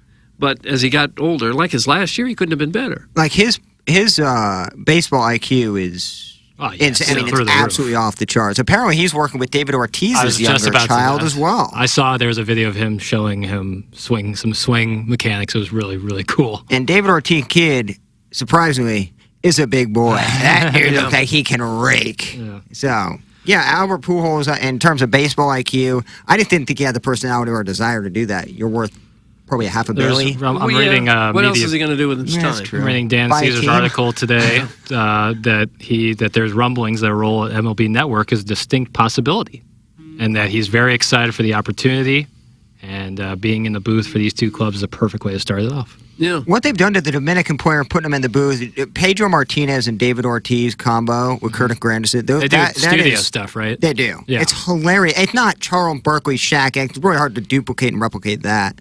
But Pedro Martinez and David Ortiz are funny as hell. Yeah. They're interviewing the other players. So I kind of like what MLB is doing. They're kind of the last regime to have, to go from real true sports reporter to more athletes on the booth. Kind of NBA and NFL does that a lot now. Dan Caesar interviewed Bob Costas or Joe Buck for that interview. I didn't see, but I did see that Albert will be calling the game on Sunday, but again, exclusively streamed on Peacock. And I really think it's a 10:30 start because it's in Pittsburgh. I think it's an early morning game. I'm sure he just enjoys still being in the game somehow. 10:35. The money's got nothing to do with it at all. Right. Oh, yeah. He just wants to be around the guys and around the game. He's been playing a lot of golf. I've seen him out there on the golf course. He's got a good swing. Don't you know he could hit a ball 400 yards? if he got Absolutely. all of it? And he was dicing them up in the NBA All-Star game. He was dicing up 21 Savage. See, speaking of players that are like addicted to the craft, I'm not a big Kevin Durant fan. I don't like the burners. I don't like the fact that he's injured a lot. It's not his fault. But dude, I see that he goes to like overseas games. He got like right after he got eliminated in Phoenix, he was overseas watching like European basketball live for like weeks. He's a hoop nut. Like he just cannot like after an 82 game, 8-month, 10-month season, I'm done. I don't care how much I love anything. I'm taking a break. This dude is in Europe the next day watching hoops. The Slim Reaper, Doug. Yeah. Not a big fan. Think it's a little overhyped in terms of top 10 player of all time. Don't think that. But man, that dude's addicted to the game. He's unbelievably talented. To be that tall and be able to shoot like he can Because And he hasn't been injured that much. I think you're overselling. He's not that big in terms of bulky. You thought that would eventually catch up to that dude. They say he's the same way as Giannis, but I don't believe it. Guys, Peacock is $5 a month. These Afton poors don't deserve the Cardinals. It's from Danny Tanner. Yeah, I don't know why I got Peacock. I'm done with another one. Yeah. I don't remember why I got Peacock. NBC. Yellowstone, right? Everything NBC is on. Maybe it was Yellowstone I got it for. Thought it was. The Office? No, you can find The Office on... Not on Netflix anymore, sadly. No, you can find it on YouTube TV, or it's on Hulu, I believe. I'd rather miss a game than sign up for yet another subscription and forget I have it, and then 2 months from now realize I'm paying 8 different subscriptions so I could watch one game or one TV show. No, Peacock isn't bad, though. There's a lot of things on there I've been watching, but I didn't get it for... I may get a Cardinal game one day. I'll probably buy it this weekend. Just for one game? Albert's going to be on the call. Okay. Cardinals-Pirates. It's a matchup as old as time, Doug. Well, they've been playing each other Who's a on the long mound? time, for Who's sure. on the mound? Anyone want to guess? On Sunday? On Sunday. On It's Sunday. Flaherty tonight, right? Should be Waino. Seems like Montgomery probably tomorrow night. It's about his turn again. Final answer, Montgomery from Maybe- Doug. That's tomorrow. I might go Wainwright on Sunday. The Cardinals starting pitcher on Sunday. Do we have initials? TBD. It's got to be Waino. That'll be 5 days rest for him. TBD might be Maths. I really want them to go after. I mean, there's a couple pitchers that'll be on the open market that'll be interesting to see how it all plays out, Doug. Giolito? Giolito would be a great one. There's another one I just saw the other day. Was Flaherty high school teammates with Giolito? Wasn't it Giolito and Max There was Fried? 3 of them, yeah. I think it's Max Fried, Giolito, and Yeah. Flaherty. That'd be nice. Could we get Max Fried, too? I keep think seeing he's an article online that Cardinals could be a likely landing spot for Ohtani. I say, well, you can't. I keep reading that. It keeps popping up. Likely by who? My reaction is he would love to. He's going to be a free play agent at the end of the here. year, right? Yes. My guess is his camp wants him to be in a bigger market. And also, I don't know if it's. I love having teams spend money. I've been a proponent for that for years. $600 million, that might be even too much for me to handle in terms of as a fan. Well, to you're see getting, you're getting a top-tier pitcher and top-tier hitter in the same player. Too much. He gets hurt, and then what have you got? Yeah, you that's still 60, got $600 million to pay. That's 60% of your payroll, depending on the years and terms. I mean, that's too much. It wouldn't matter if they want him in a larger market. He doesn't speak English, does he? No, I he just speaks some claims English. not to, Not so enough- he doesn't have to do not enough to- nonstop interviews. Not enough to do commercials. I could see him staying in He LA, still does going to the commercials. Dodgers. I think that would be probably an easy transition. He's on the for him. cover of MLB The Show. Well, it's too. pretty clear that alone he can't help much because what have the Angels won with him? Well, they have Mike Trout too, which is insane. But they have no pitching. And they've yet to have pitching Well, for the entire that's what I time. mean. Just getting him is not enough. So if that's going to suck up most of your payroll, it's not worth it. God, could you imagine though? I would imagine he would want to be in a big market. It's the most profitability, but he's like already one of the most valuable, marketable athletes in the entire world. Oh, so yeah. you could kind of put him anywhere. Well, he wants to go where Newport is, so maybe he'll come here. Does he know we have the best fans in baseball, though? He might not. He will when he visits the Arch, eating a plate of toasted ravioli. Sushi AI and Imperial? Yeah, then he comes back. That's His what car's gets gone. him in. Wait, What? where's my car? The Virgin claims to be this huge soccer buff, which I never have, but continue on. Doesn't have Peacock for EPL. Don't claim to be one of us if you're not lonely. If you're not lonely one. That's from Dave in Maryland Heights. I watch it on NBC Sports. I see it on NBC Sports. That's how I watch EPL on Saturday morning. Is this soccer snob saying you're not one of us? One of us. You don't watch what we watch. It's the only sports where you don't need a favorite. Like nobody has a favorite team in the EPL. They just watch Well, it. some people do. To me, I need a little skin in the game, Doug. Like, Me too. I need a team. I need a to root favorite for. player. I need a favorite team. You can still. I mean, I just kind of enjoy it, but that's on in the background. Like I'm not like locked in watching it. But dude, that's entertaining as hell. The EPL, because there are some legit talented athletes. I'm not saying MLS doesn't, but in terms of superiority, I mean, the EPL, you can tell the difference when you watch an MLS game to when you watch even a Bundesliga.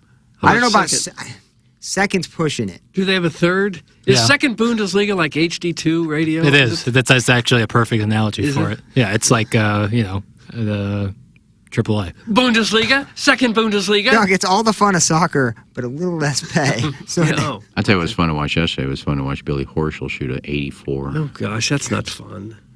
God, did you have him on your team? Yeah. Okay, that's what I thought. I did see his interview. It kind of was. I thought he hard was to watch. DFL until I saw where Chad Ramey got a 13 on the 18th hole. Oh, Billy High, yeah. And then he wept in the post game. He cried because of a 13? Yeah, he cried because I had him on my team, and I had 4 guys in the top 20, and then him. Anthony Gall. I thought Gall was 3 under for the day. He's in 49th. So Heath. You can't cry. I'm sorry, you can't cry. I think I'm with As an ya. adult playing a professional sport, you should not be crying. I think I'm with you, and it's definitely mental health. Obviously, said confidence, but then it's just people don't get. Some people get grief for the mental health thing, and some people get ridiculed because they use mental health as a reasoning. And so I can't tell what, but you can't cry. The on way to national deal with television. that is to laugh it off and say, "Man, I really stunk." Well, Billy Hosen. Can you believe that? I took a 13. Ha ha. I'm going to shoot. I'll get him next time. Yeah, I'm going to shoot under 80 tomorrow. I'll show you guys. That's all something do. like that. Yeah. And he's 3 under for the day, so he went out. He said, "I'm just going to go out tomorrow and play the best I can." I think he was crying because he's a defending champion, and he's been playing bad all year. And he was talking about it. He said, "I got in the pro-am, and I didn't know what I was doing. The ball, I can't cut it. I don't know what's going on. I've had a terrible year. I went out and I tried to play my best. It didn't work out." And he just, some guys, it's emotional. Billy Ho's an emotional guy. Here, Doug, I'm going to read you Steve a quote. Stricker cried after he won. He cries after he wins every tournament. Here, I'm going to read you a quote from Jimmy Valvano. Okay. If you laugh, you think, and you cry, that's a full day. That's a heck of a day. You do that 7 days a week, you're going to have something special. And I subscribe to that. So let's all cry. We want to cry now? I don't subscribe to that. No, I think it makes for a good quote. But if you're crying every day, you've got some real depression issues. Probably. You don't understand the art of golf, Doug. Yeah. Apparently not. You want to say that again? I'm sorry? You heard me. What? I do virtually everything I can to avoid crying. I don't think crying every day is good for you. Haven't heard steadfast eyes. No, maybe that's why I haven't been weeping. Nobody has. I like letting off a cry every now and then, but I try to tell Madison that because she does work herself up frequently, and I used to. It's like nothing going to get better with like a freak out or crying or stressing out about finances. It's like you're going to wake up and that bank account, everything's going to be the same. And how you can change that is getting a good night's sleep and you thinking about this right before bed. And this goes for everybody, not just Madison. I'm just talking in general, like.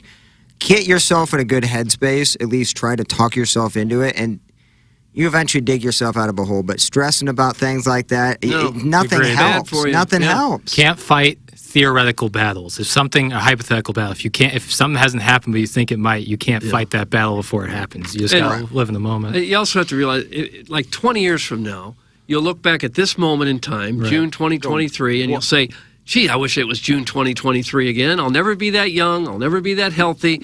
I'll never be that vibrant. I'll never have that much life still ahead of me." You got to enjoy the moment. And honestly, Great perspective there, Doug. Being an adult, like you're gonna go through some battles, but it's just like you said, you're gonna look at it 20 years from now and be, "I'm glad I grew some thick skin in that little time period of the bad luck, because bad luck comes in stages, but so does good luck." And so you kind of got to think about, hey, things are going to turn around. I was kind of like that during COVID, and I didn't go out.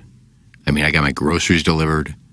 This is after the lockdown was over. You could go out, just wear a mask, and so I was being over careful, washing my hands. I mean, I'd bend down to pick something off the ground. I go wash my hands because I may have touched the ground, and there could be COVID on the ground. Oh, just Lord. all kinds of stuff. And after a period of time, I said, you know what? Screw this. If I get it, I get it. I'll be careful. We all should have said that. But I'm It's not the biggest scam ever perpetrated. But I'm in not the going to American public. stop going out and stop living my life just for this. Then I started going out again, and And you lived through it. Imagine that. Be careful, wear a mask and things like that. But still, I said, screw this. I mean, you got to live your life, and what happens happens. I can't just lock myself in a house and hope I don't get COVID. No. Yeah, I'm not saying never cry or there's things to not stress out about, because there are. I mean, you just got to compartmentalize what's important and what's going to be a factor now and tomorrow, or can you just kind of ease yourself into bed, wake up, and deal with it the next day? Guys, I cry after every text I send. It's from the Angel the morning after. Well, you shouldn't. If you whack it, you cry, and you bang out a session of Blacklist. Then whack it again, and you've had a great day. Ken, Iggy Strode, Valvano. Doug, wouldn't you cry if your son said to you they wanted to get into journalism? That's from Birthday Hawk. That's pretty much what I did yesterday. I went back and watched some old videos of a Christina model. Who the hell is that? Just Google her. I don't want to. Christina model. She started out on the internet that she never got naked.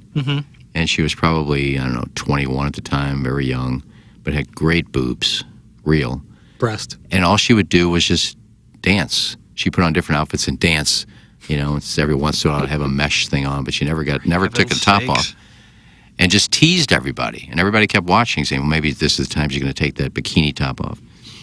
And this one time she did, where she started doing, the bikini came to the side and you could see her boobs for the first time. And that was the greatest day. God, I saw Christine finally. That was the greatest day of your life? Finally. Is that when she started to decide? When it came to porn. And she doesn't do porn. She just does Gosh. Mount Rushmore of porn days. Finally, her boobs have come out, and we've seen them, and they were spectacular. So I went back and found some old videos of her just dancing. Mount Rushmore of porn days. That was a good quiz. That one's obviously up Porn there. days? Yeah, days and porn. Special Pepper and Genie, Mount Rushmore of porn days. God, I mean, they're all good. Oh, God. What about when you found Harley Geek Girls leaked? Oh, that's a good one.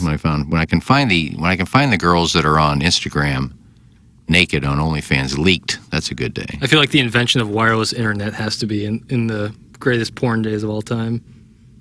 I don't know. I think another great porn day is when they and Heaven's Ex-Hamster had a bunch of Kay Parkers I've never seen before. Most of these This is creepy. most of these porn sites would have the same 3 Kay Parker There has movies. to be more going on in your life than this. And I was like, God, I've gone through 9 sites. You only have 3 Kay Parker scenes? I mean, she's been in like 100 movies. And Ex-Hamster, finally one day, typed in Kay Parker, and there were like 75 scenes of Kay Parker that I hadn't seen before. And, it was Rejoice. It was a big day. Filled your... Really? And Gosh. the day that I found There has to be more. Dillian Harper's only done, or not Dillian Harper, I can't think of her name. Nobody's ever heard of her. She's not a big porn star. But I found her attractive. And she would always just do like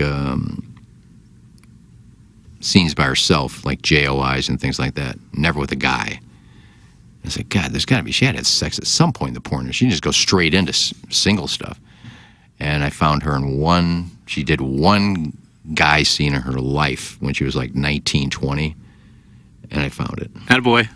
That was a big day. I can't think of her That was a name. big day for you.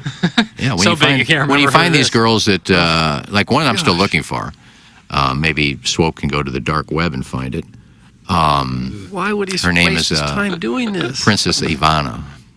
Is this different than Princess Fierce Adbot? Yeah. Well, finding her sex scenes too was a big day for me because she's another one that just does solo Gosh. stuff. You know, berates guys. And I does regret that asking kind the of stuff. question now. She berates Get us- guys. Okay, that's enough. This should have been in the 7 o'clock hour. We're almost to 10. So when I saw her in her early career do some stuff with her boyfriend, that was fun to see. But That sounded like a drop there. That was fun to do. that was Did fun. DP with my dad, my But brother. if Swope can find it, it's just Princess Ivana. Why would Swope do it? And You she does do a it. lot of solo stuff too. You know, where she talks to guys. Sometimes it's very good stuff, like "You're so sexy, I came home just for you," and other times it's just berating. Otherwise, just "Oh, you Yeah, lose." what's happening right now on the show? I'm erect. "Oh, you losers are back for more," and so she'll get into the berating stuff. But I would love to Doug, see her playing in the lobby. have done a sex scene before she got into this, and I cannot find anything. Okay. So Princess move on. Ivana, if you can find somewhere in her early career where she did sex, let me know. So now Make we're it just- stop. That's from Sleeve Harry. We're outsourcing porn from the 80s to listener. Well, I asked people Swope to to find find it me. for him. I asked Swope to find me some Farming Brit. You find it. Found it. That Why Farming- should he spend his day searching for Doug, porn that for helps you? in court, you know. Hey, I didn't search. Farming Brit started out doing some ASMR stuff. Farming But while Brit. she was doing ASMR, she was, you know, being very sexy with her outfits. And I found out that she actually took them off. And Swope find me a couple of those. Somebody's going to get Milagro Tequila Listener of the Month for this. Certainly a vote from Iggy. If you can find me some Princess Ivana sex scenes, and naked, she's never taken her clothes off. She does these things to the listeners, you know, to the viewers, you know, berating them, but she keeps her clothes on. You can find me something naked of her, I'd take that. But I'm happy to see Jordan Walker back. yeah, that'd be my vote for a Milagro Yeah. email of the month. That, towards the end of the listener line. of the month, if you can find me that. 7th or 8th, I guess. I bet they put him at 8. Yeah, you asked the question about my top 4, and I gave them to It you. went on forever. Don't ask me a question if you don't want me to answer it. 15 minutes with I people should- we don't know. Should have given you the Nick Nurse treatment. Just asked if you wanted James Harden back or not. Well, I answered your question, though, didn't I? Yeah, fair enough. An old guy fantasizing about wearing a pirate costume while chugging milk from the jug and watching grainy vintage porn. This is like the creepiest of creepy creeps from Central Casting. I'm sorry, but it is. Manupul. I live by myself, and I've never drank milk out of my own carton. Really? No. That surprises me. I mean, Because you got class. I do things that you don't And understand. suave. Living alone, I shut the bathroom door when I go to the bathroom, Yeah. and I live by myself. That's just habit. I do the same thing. I shut my bedroom door when I go to bed. I do the live by myself. But that's to keep out the ghosts. No, I feel That's what I safe. do. I do feel safe. Even though I lock the door, I feel safer with my bedroom door shut for some reason. To keep the ghouls and goblins away. Doug, there's a monster under my bed. There's no reason to shut your bathroom door when you go into the bathroom. You live by yourself, but I do. That's just good habit because you don't want to end up going to someone else's house. Right. And Keep the odor out of the rest of the place. Yeah. Right? I got a fan in there. Protect that mud from the rest of your apartment.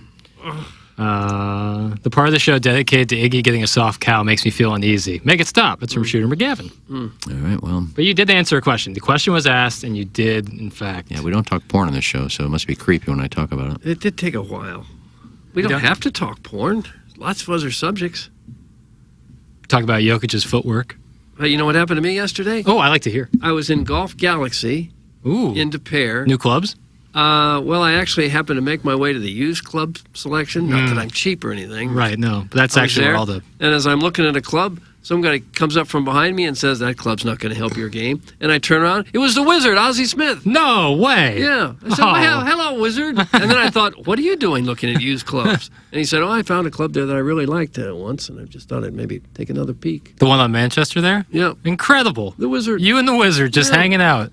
Well, we weren't really hanging out, but we were both looking at the used clubs. That's pretty incredible. Mm-hmm. That's got to feel special when a Such a Hall of great guy. Famer just comes up to you and says, hey, Doug, that club won't help your game. Kind of trashing my game, which is fine. Yeah, a little ball busting. Greatest defensive player of all time. It's my Of any childhood position. hero. Agreed. Couldn't fork over the full lot of money, though. My brother is named couldn't after know. Ozzy. No, I meant Really? Ozzy. Jesse Osborne. His middle name is Osborne. Yeah. Yeah. Every once in a while, you can find a nice club in those used things. You know, you find a nice, maybe milled 56-degree Kelly or something like that. They Yeah, got you in can there. find really I was cool. looking for a better putter. I got a lousy. But even the good one I used was like $200. I said, yeah. You liked that putter you had in Jamaica. That's why I'm looking for one just like that for Well, it about, was a for about Scotty 50 Cameron. bucks. Yep. Yeah, it was a Scotty. You're not going to find many Scotties No. on the down low like that. I still got some time. Email in the morning after InsideSTL.com for the Design, Air, Heating, Cooling email day. It's coming up here in just a moment. Like I said earlier in the show, no balloon party today with Tim being out. So Randy, Carey, Brooke, and Matt Rocchio will do an extra hour there on 101 ESPN. That's the opening drive. And then we're just going to just kick it. Great weather this weekend. Anyone got any big plans for this weekend? No, thank God. No, It's going to be nice. not really. It's going to be nice out. Staycation for me. Little golf. You're not going to take the popper up anywhere? No, I may try to golf, but weekend golf is just kind of annoying. So I mean, It gets so crowded and you're waiting on every hole. yeah, it's frustrating. I'd rather wait and play a 5.5 hour round than sit inside on a beautiful day. I'll tell Oh, you you that can't much. sit inside. Not at 95 Yeah, well, degrees. I won't sit inside. Pools are open. Maybe you ought to go to a public Ooh, pool. yeah. Take a whiz. No, gosh. If you ever want to come to my pool, let me know. I'm allowed 2 guests with my pass. So if you just want to come, just let me know. And if I don't want to go, I'll just let you in and then I'll leave. There you go. Yeah. If you ever want to use my Is the pool nice? Is it nice? Yeah, it's a nice pool. A lot of people there. Sometimes. Weekends. During the week, it's usually just kids in there taking their baths and getting out. You hang. Oh, gosh, that sounds great. Doug, this is going to sound condescending and elitist, but I'm going to say it anyways. Growing up, Yeah. there was a pool in my backyard. Oh. And you know what? Why don't you just rub our nose in it? And it was in ground. The rest of us grew up in abject poverty. We knew that, and then you covered it with dirt, right? Yeah, it was. I don't remember the whole process, but it. I had a pool growing up, and then so I got kind of used to having a pool with no one else around, quiet, peaceful. Sure, you did. So the public pool thing, You're for not me. interested in not in the slightest, Yeah. actually. Yeah, Like I really would rather not go to that. And I know that makes me an elitist and all that, but it's. Would you feel better if it was a country club pool? No, still out. Yeah. Just the fact that lots of people are in it, you're not. That I don't know, yeah. And it's not like a sanitary thing or anything. I just like quiet. I did some swimming over the weekend. A family friend was out of town. They let us use their pool, and I love swimming So so your much. friends have pools also. Yeah. heaven's sakes. Doug, I grew up in the Ladue School District. I Everyone think had a pool. Not everybody, but a lot of people had Most pools people in had their backyard. pools. Not most. The pool that we had was like with the house. We didn't build it. It was the house had it when we got there. Oh, God. I think in all of Brentwood. It was a ranch-style home. I don't just mean my street. I mean, I think in all of Brentwood, there was one pool, and it was on my street. One backyard pool? And the neighbors at the end of the... Above ground? In ground. Nice. And I'm not talking about those silver things you can buy and fill with water. Livestock tubs. Yeah. But they were the Kellys. They lived right at the end of the street, and they always invite us to swim. But we'd always usually say, we just go to our club. We belong to Brentwood Swim Club. I used to live right by there. That's on like Rose, not Rose, but it's right behind the apartments I used to live at. Brentwood Swim Club. It's the YMCA. Yeah, it's on a road that it doesn't have a name. The road has no name. I think it's called Swim Club Drive or something. But it used to be you'd have to go like down Litzinger, then off Salem, and then you just make a right down this dirt road, and there's the swim club down there. Huh, I've not seen that. I mean, it sure is paved by now, but... Well, it's probably easier to go to the Kellys than to go to the swim club. No, I mean, you like to be seen. You wanted to be seen. Yeah, you like to see your friends, and they have diving boards, and plus I was on the swim team and the diving team, so spent a lot of time at the pool. Yeah. Then you'd make fun of the poor people couldn't get in. They'd sit by the fence and just watch. Oh, come on, they did not. They did. They stared into the chain What's the link Moralita fence? statement there? Wanting Watch all to the get poor in? people. They would just sit there and just watch people. Their friends would be there and just be, look at the poor people on the other side of the fence. They can't get in. Tattered clothing.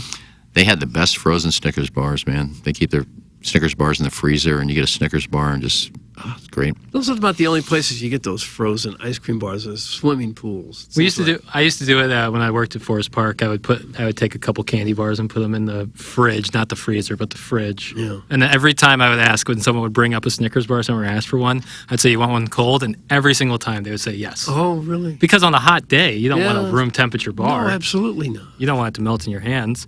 There's no place I would go less in the world than Iggy's pool. Sounds like you'd catch a disease just walking in the door. It's from the big old fan. Well, it's not my pool. It's the complex pool, so. So they're putting the chlorine in there. I mean, it's a clean pool. Saltwater pool, Doug. That's the move. I'm sure the kids are peeing in there, but.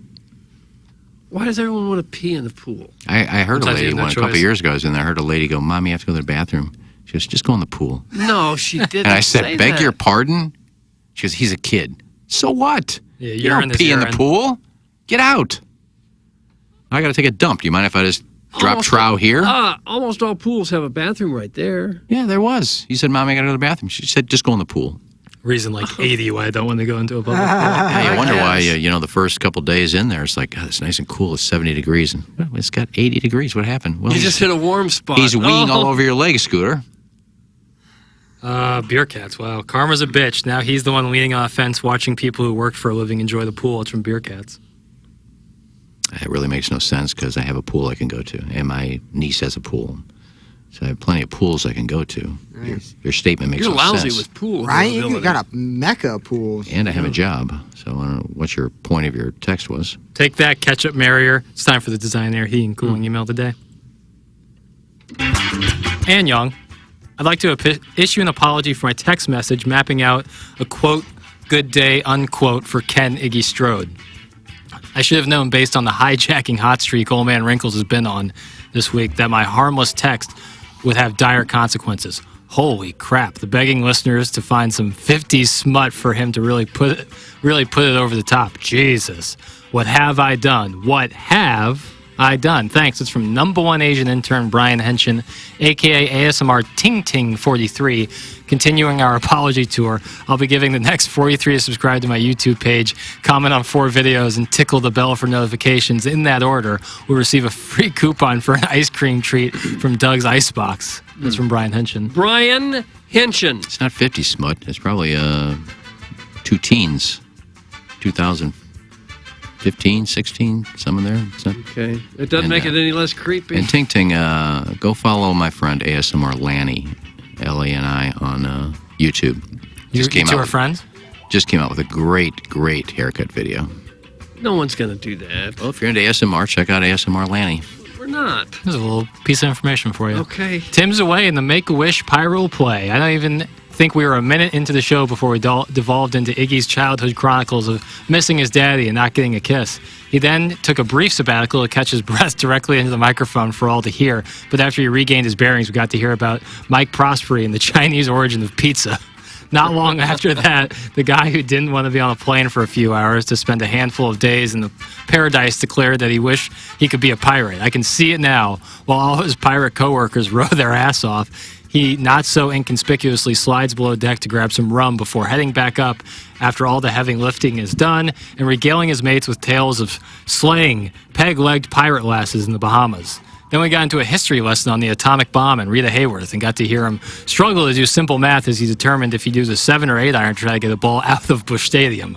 Let's be honest, doesn't matter if the fence was 20 yards away like his Normandy chip-off. It would take Stevie Nicks, Lady Gaga, and Min Woo Lee giving that and commemorative bobbleheads of a naked Robert Smith to get him to drive down the stadium, and even then, if he had to pay for parking, he'd hightail it right back to Maryland Heights Spank Shack just in time to knock out a couple eppies of Senor Cielos. Tim put the plane in autopilot today, and Osama bin Laden hijacked the S out of it. Yo, Pop Pop, you want to come out here? Blueberry Pop Pop. Blueberry Pop Pop. Shut up, Pierre. Riddle me this. If it's such a chore for someone to lift half their body weight, then how can Plowsy walk with that 47-pound hog between his legs? But I digress. I walked into my usual stall this morning, and someone left me a surprise. The toilets work, but people's manners are broken. Instead of flushing and moving on, I hovered o'er the warm seat and added my own breakfast pate to the pre-existing foundation. I took a photo, then flushed like a good red-blooded American. Jackson runs a great point. Can't wait for his NBA hour on 101 when Tim finally gets done doing Balloon Party. That's from Danny Tanner. Okay. Danny Tanner. Is there anything more awkward than when you're doing some yard work and your elderly neighbor stops to talk to you while he's walking his dog? It's awkward because you don't know his name and you only speak to him a few times per year, so you're struggling to find the words to say next. He's rambling on about something that happened before the Vietnam War while you're desperately wishing you could get back inside. Next thing you know, his dog takes a fat dump on your lawn. The old guy is now picking up a fat loaf in a plastic bag. What's the etiquette here? Am I supposed to look away like I didn't notice him fondling the feces? Do I comment on the consistency of the dog crap? Okay, so now he's cleaned it up, but he's still talking like nothing happened, and now he's holding a sack of poop. Do I offer to let him throw it in my trash can, or can he just force him to hold the little goodie bag while he finishes his pointless story?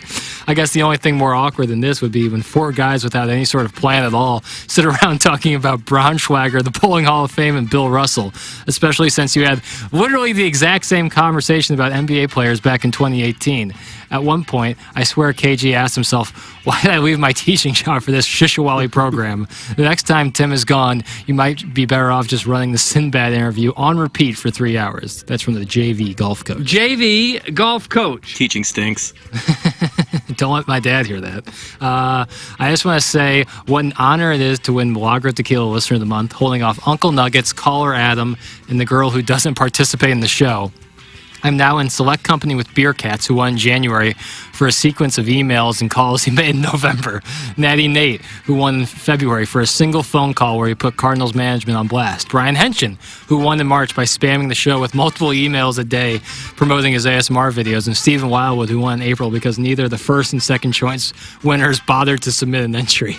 Re-listening to Swope Sode 43, Remembering Jennings, one thing I'm going to miss the most about Jay is his ability to fact-check Iggy in the moment. There's a sequence about the 1 hour and 50-minute mark where Iggy is lamenting about how in the aftermath of the whole Katie Cuck sitch, now anytime he invites people over for a cocktail, they're going to think he wants to sleep with them. It's mostly a Ken monologue with Jennings casually chiming in right every 45 seconds. Tim eventually asks, is there any way you could let them over that you don't want to sleep with them? Let me read that again. Is there any way you could let them know that you don't want to sleep with them? And Iggy replies, no, because I don't want to say never. Right. Iggy then recounts the time he invited Chip Douglas and his attractive wife to the patio, not realizing it was his personal page and not the fan page. Manchild79 texted in to say that Iggy should stop talking about how great other dudes' queens look. Iggy maintains he's not trying to sleep with anyone's wife, to which Jennings counters that he knows Iggy for 30 years, and if he sees a good-looking gal with a guy, whether she's married or single, he'd probably thought about tossing her. Oh, what a tangled web we weave. That's from Buck Swope. Buck Swope with a nice little email today. And that's what we got for the Designer Heating and Cooling email today. Well, they were okay as a bunch. Didn't seem like you were too high on the bunch, or probably the read. The read was bad. The read wasn't bad. Oh, the read bad. I'll go with our old friend Brian Henson, the lead-off hitter. Brian Henson. Iggy, I'll give what it do you to got? Henson. I don't want to be a hypocrite and say vote for one that was good. None of them were good. So I'll just let Plowsy take my vote. Oh, okay. Plowhawk. Man. He wasn't listening. Did anyone listen to the emails? I listened. They all sucked. They weren't great. It seems like every time I read, the consensus is all the emails suck, which makes me No, think no, that I'm bad at definitely email not. reading. No, don't put Sometimes this you on have you. to look in the mirror. No, Don't you put read. this You on read you, fine. brah. As always, you hosted the show Did Buck immaculately. Swope email in? They weren't good. Yes, he did, right there. He at was the the end. last email. I guess I'll give it to Buck Swope. Well, you really. Well, damn a it, bad I batch. have the JV golf coach. So, KG, you're the Speaker of the House. I was going to go pop. Oh, now You need to vote. I'll go with Henshin. Henson, Brian Henson has won the Designer Heating and Cooling battle. email of the day. Yeah, wow. Just Man, that went round the horn. that was scattered. That's going to do it for us today, boys. KG, thanks so much for coming in. Let's do another hour. appreciate you. Thank you, KG. No. Have at it. But we'll be back on Monday, full strength. We'll all be here on Monday. And hope everyone has a wonderful weekend. For Douglas Elvin Vaughn, for the Plowboy, for Ken Iggy Strode, for KG in O-Town, and we'll do Horton Watkins Studio. For Tim, who is out today, I'm Action Jackson. This has been the Ryan Kelly Morning After, live from the Michelob Ultra Studios. The Tim McKernan Show podcast, featuring long-form interviews